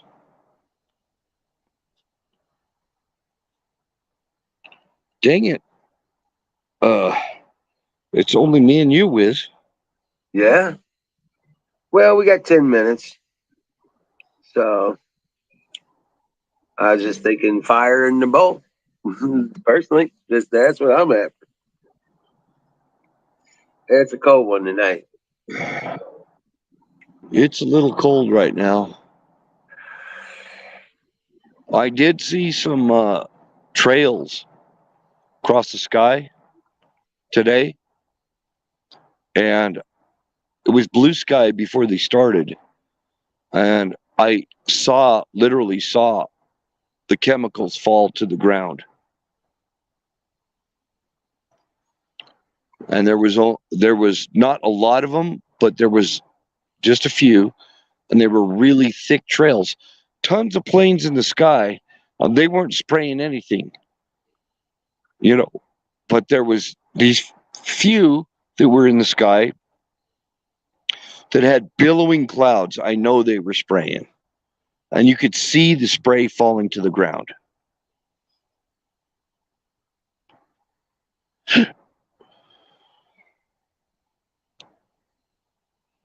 Oh, you got a 5-gallon bucket so far?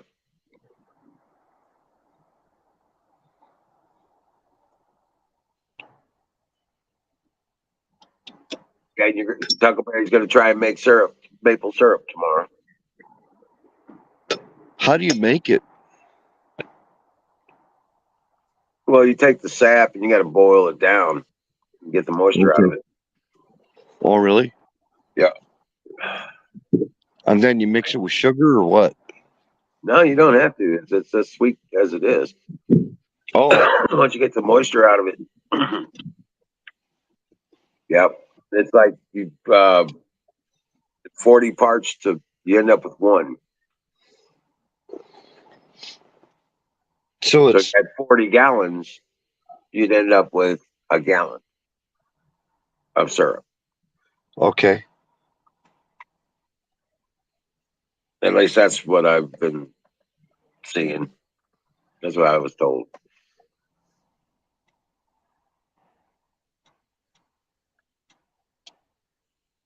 Oh my Lord, Sing.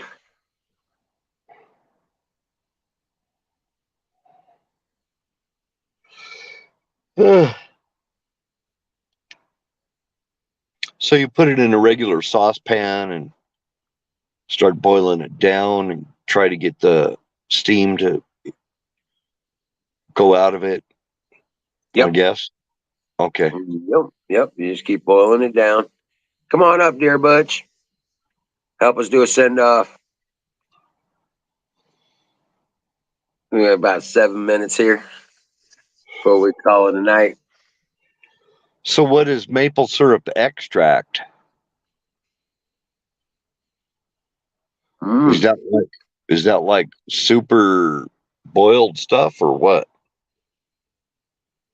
Well, an extract would imply it's distilled. Yeah. So I guess if you set up a still and you boiled down the maple sap in a still and collected the moisture coming off of it, I don't know. I don't know if it's got an alcohol content or not. Who seems numb? Geez, all we've been doing is cracking jokes, Colonel Shaw. Give me a break. Damn. Right.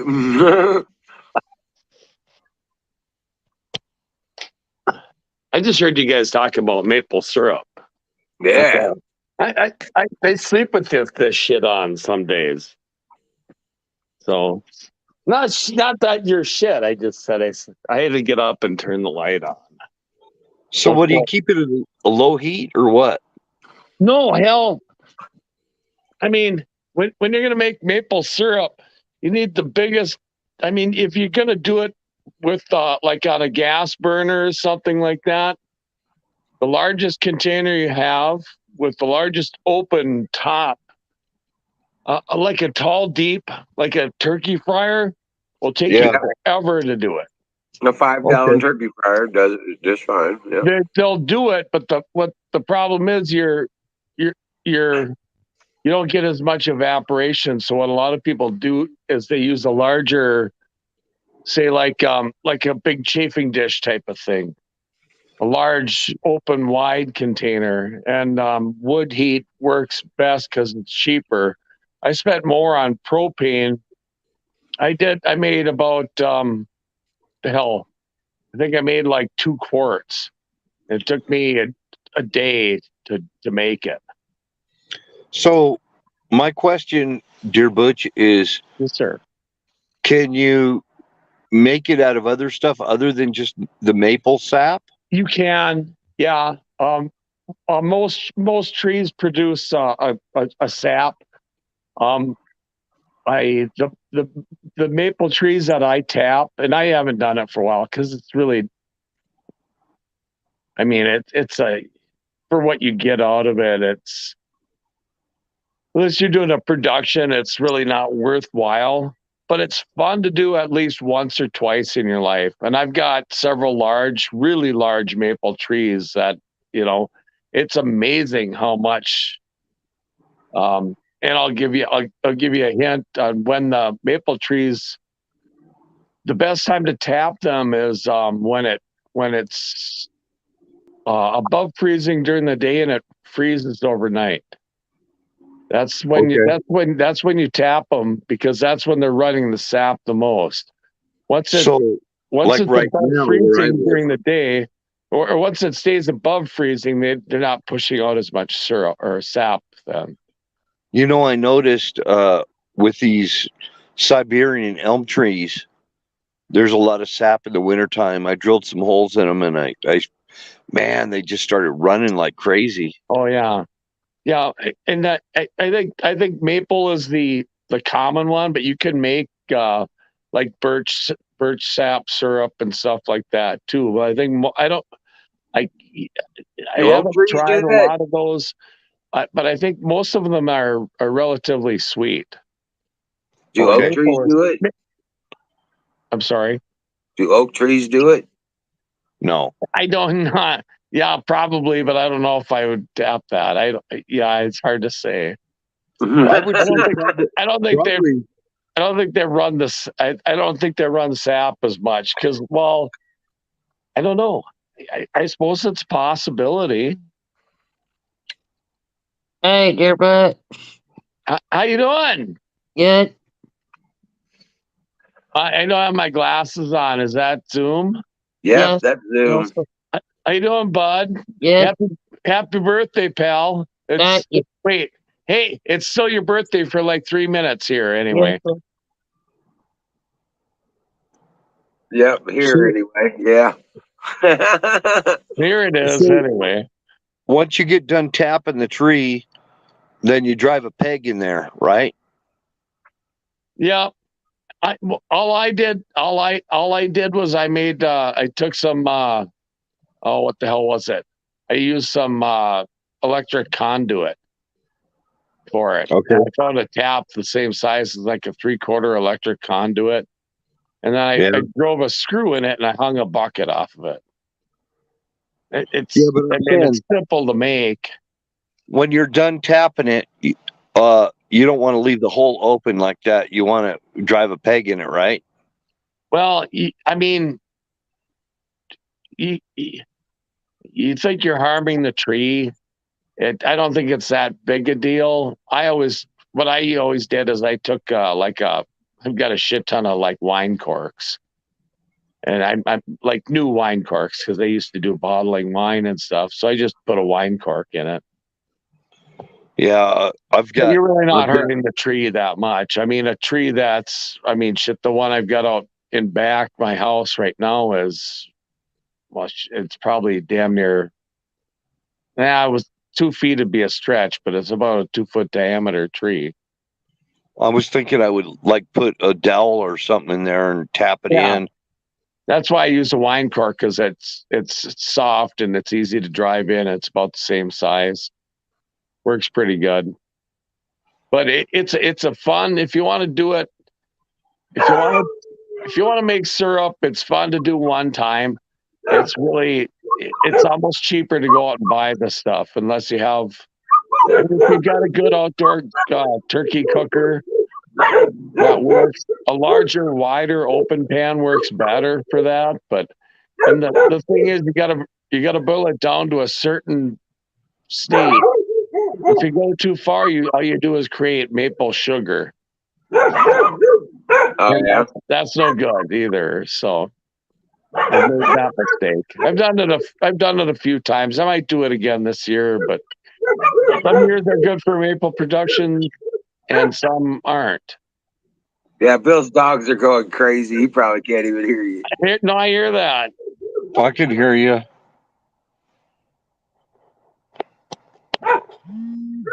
I'm just hanging out on the couch. I got nothing else to do tonight, so I didn't feel like doing a show tonight. I didn't feel like it, so screw it. Well, I heard you talk about maple syrup, and I get passionate about things. And maple syrup it's not my thing, but I did it a couple times, and I like doing it. Thanks, Huckleberry. Yeah, she said plug it. Use a dowel.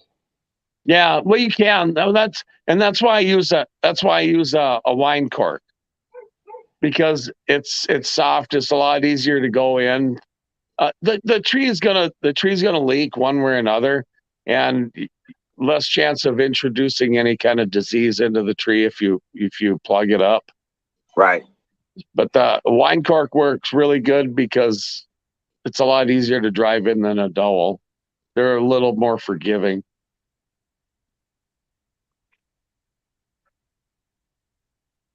Yeah. I just try to get the right dowel for the size of a hole that I bore. Yeah. That's all. Yeah. And then shave it off. That's fine. The other thing about wine cork is that I keep pushing the wine cork thing just because I have a shit ton of them. But you can cram it in pretty easily, and you just slice it off, and it'll heal over it. Yeah, that's what I'm thinking. Just take a rasp and make it level with the bark. Yeah. After I plug it, and then that way it could heal right over and not have a problem.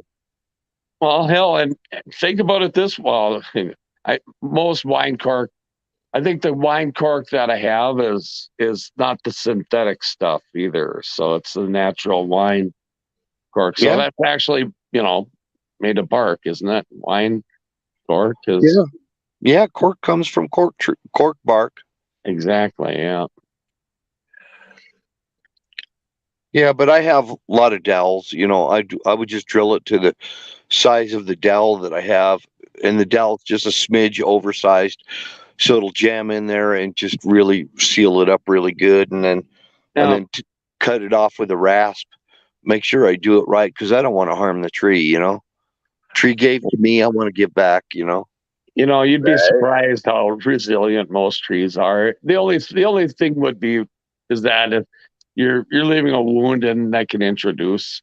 And maples aren't as bad as like an oak or something like that for getting a disease and stuff in it. But I think that, sealing it up is not a bad idea because if nothing else, the thing's going to leak. I've trimmed maples up and stuff like that, and they drip on your sidewalk and stuff if you don't seal them up. I appreciate that because that's something I'm not familiar with where I live and everything. And I was curious about that, and it really enlightened me quite a bit. Thank you. Well, I'm no expert, but it's just one thing I've done. The funny thing is, you'd be amazed what you get a decent sized maple at. I think they should be at least, let's say, at a minimum of a 12-inch diameter maple, and I'm talking like chest height. It should be about at least a 12-inch diameter maple. But something like that, when the sap is running, I mean, I'll put out like an ice cream bucket, and you got to empty that a couple times a day, or a bigger bucket. Yeah. Oh yeah. They just run a lot of sap. You get a bigger tree, you can throw a couple taps into it. Like the one in my backyard, you throw a couple taps into that, and you'd be collecting a lot. But the thing is, you need so damn much of it. And I don't know. I think 40-1. I think was about right. Something like that. It's Right. there. You need a lot of sap, and it takes a long time to. I mean, you're talking a day to boil down to make a gallon or a few quarts of syrup. You guys are talking about syrup and everything, but Colonel Shaw is also mentioning honey, and I actually live in the beehive state. The state where I live. Yeah, this is, and so I do use honey quite a bit, but I'm intrigued about what you're saying about the syrup. I've always been fascinated with honey and honeybees and stuff because being a gardener and stuff. I actually have a love for bees at the same time, and I hate to call it a relationship, but me and bees see the same. No, it's and when you're synergy. working in the garden, in the springtime when everything's pollinating and stuff, and those bees are, bumblebees, whatever, but honeybees, that kind of thing. It fascinates me. No, we have a symbiotic relationship with honeybees, big time. No, yeah, I know. I think it'd be cool to. I think it'd be cool to have a beehive or two, but I really, to do that in town would be kind of tough. So Right. I got 6 hives. I got 6 hives I can get. I need to set up for, but I've got 6 of them already with the trays and everything. Langstrom. awesome. Yep. I got 6 sets. Each hive has 2 deeps and a shallow. Yeah, that's a whole nother thing too, isn't it? I mean, you need not so much the suit, but just the processing equipment for it. What is it? Just a smoker and a little cross wedge bar is what I called it. Little wedge bar. You don't need a lot of equipment. You can get a smock. I have pollen infused honey. But so it's bee pollen infused honey that comes from apricot orchards. Oh yeah. I bought it from some people up north of me, and I buy it by the tubs, and I use honey for a lot of stuff, and it does have a lot of healing attributes to it. You could put it on a sore if you got a cut, and the cut will be healed up the next day. Well, yep, but if you turn around and you get the hives, once you got the hives set up, only equipment you need are the smock, the smoker, and a wedge bar. Well, don't they use like a centrifuge to extract the honey or something like that, or is that larger production? You can use a centrifuge deal. Yeah. Okay. Yeah, they're not real expensive. They're like $200-300 for a good one. Right. Yeah. I mean, I think honey is amazing. Isn't honey one of those things that it just will never spoil? Yeah. I mean, you can have honey forever, and you don't need to do anything to it. It just never will spoil. Right. It'll dry up. If it does dry up, you just add more water and warm it up. Well, you just put it in a container. Put a cap on it. No, you put it in a pan, and you take say it's like a little honey jar. You put it in a pan that's got hot water. Don't get it up to boiling because you don't want to kill the enzymes. Yeah. But you just warm it up, and it will liquefy again. That's awesome. You can add a little bit of water to it too. I don't do that. You could add just a little bit of water, just a few drops, stuff like that. Get the moisture back into it. I guess the honey I've been using is and not for I don't use much honey, but I use clover honey for making beer because I like that kind of that clover taste. for making beer, and I make a really good beer with honey in it. And honey, you don't get much of the flavor from the honey. So now here I am. I gotta go out. There's my spot. I like it's a kind of a replacement for the sugar. If you've ever made beer or wine or something like that, it's all about the sugar content and Right. the You base. can dehydrate it down like you do syrup and make a crystalline honey. Yeah. You know what I'm saying? Well, I don't really need to get into the whole process of making beer,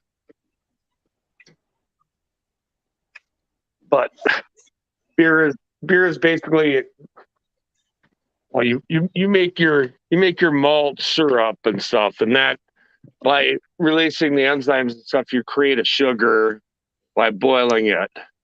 Right. And you can use additives such as like a cane syrup or cane sugar or something. And you can use honey was one that I used, and I made a really good with the hell was it? It was a Pilsner type beer, and I used honey and champagne yeast to get a higher alcohol content out of it. And I think I ended up with like a 12% alcohol Pilsner. Fucking insane. Colonel Shaw says beer is the cleanest water. Yeah.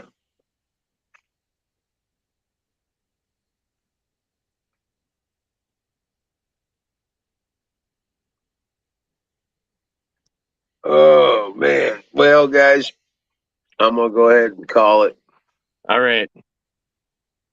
It's been great. You're distorting on me, but I'm glad you gave me a chance to come and say hi. Yeah. Oh well, you're welcome, man. Glad you came up. Sorry I'm not hanging out much longer here. But I'm falling out. It's cold, so I want to crawl in bed and just be done with the day. I hear that. I took a nap already, so I'm ready to go now. Maybe I should fire it up. Oh, there you go. We can raid you. No, I'm not doing that. Screw it. Start up the show. We'll raid you. No, hell no. Fuck that. Okay. I'm pretty I look like I'm dressed, but I'm not really. I don't want to know about the pants. Right, I know. I'm passionate about maple syrup, and that time is coming really soon. So that's here. It's right now here. Oh, it's getting up 40s and 50s during the day and freezing at night. Yeah, as long as you get above freezing and below freezing, that's when that maple syrup runs the best. It is right now. Looking at my thermometer, it's 1 below right now. So 1 below zero. Yep. What? I didn't know it was that cold up there. Oh yeah. Well, I've got my indoor outdoor. Yeah, it's 15 degrees here, so 1 below right now. Yeah. And I guess it is. The time is coming soon. It's going to start changing, but right now it depends on your region. Yeah. Right. But now all this next week's supposed to be like in 40s, 50s, and 60s. And then at night it goes just below freezing. I mean, 60s is pretty hot even. Yeah. Well, it's a warm stretch. Well, yeah. And that's what you get in the spring, obviously. So. Right. Oh, but yeah, that's the time when the syrup runs. And you could I know you'd have to research it. I know you can get it from a lot of different trees, and sugar maples are the best. I have soft maples, so they work good. Like this next week, 49, 29, and then absolutely. Yeah. You're really gonna get a good run off that. So. Right. We got one more day, the high of 30 on Thursday, it says. We're supposed to get snow, but it ain't going to stick around long. But then again, Friday is like 44, 29, then Saturday, 49, 30. Yeah. So yeah, right in there. but I don't have a bunch of maple trees around here. Mostly just oak, hickory, and black walnut and cedar. I'm thinking Well, alder, Cedar would be awful, wouldn't it? Ugh. alder, and sycamore. I don't know.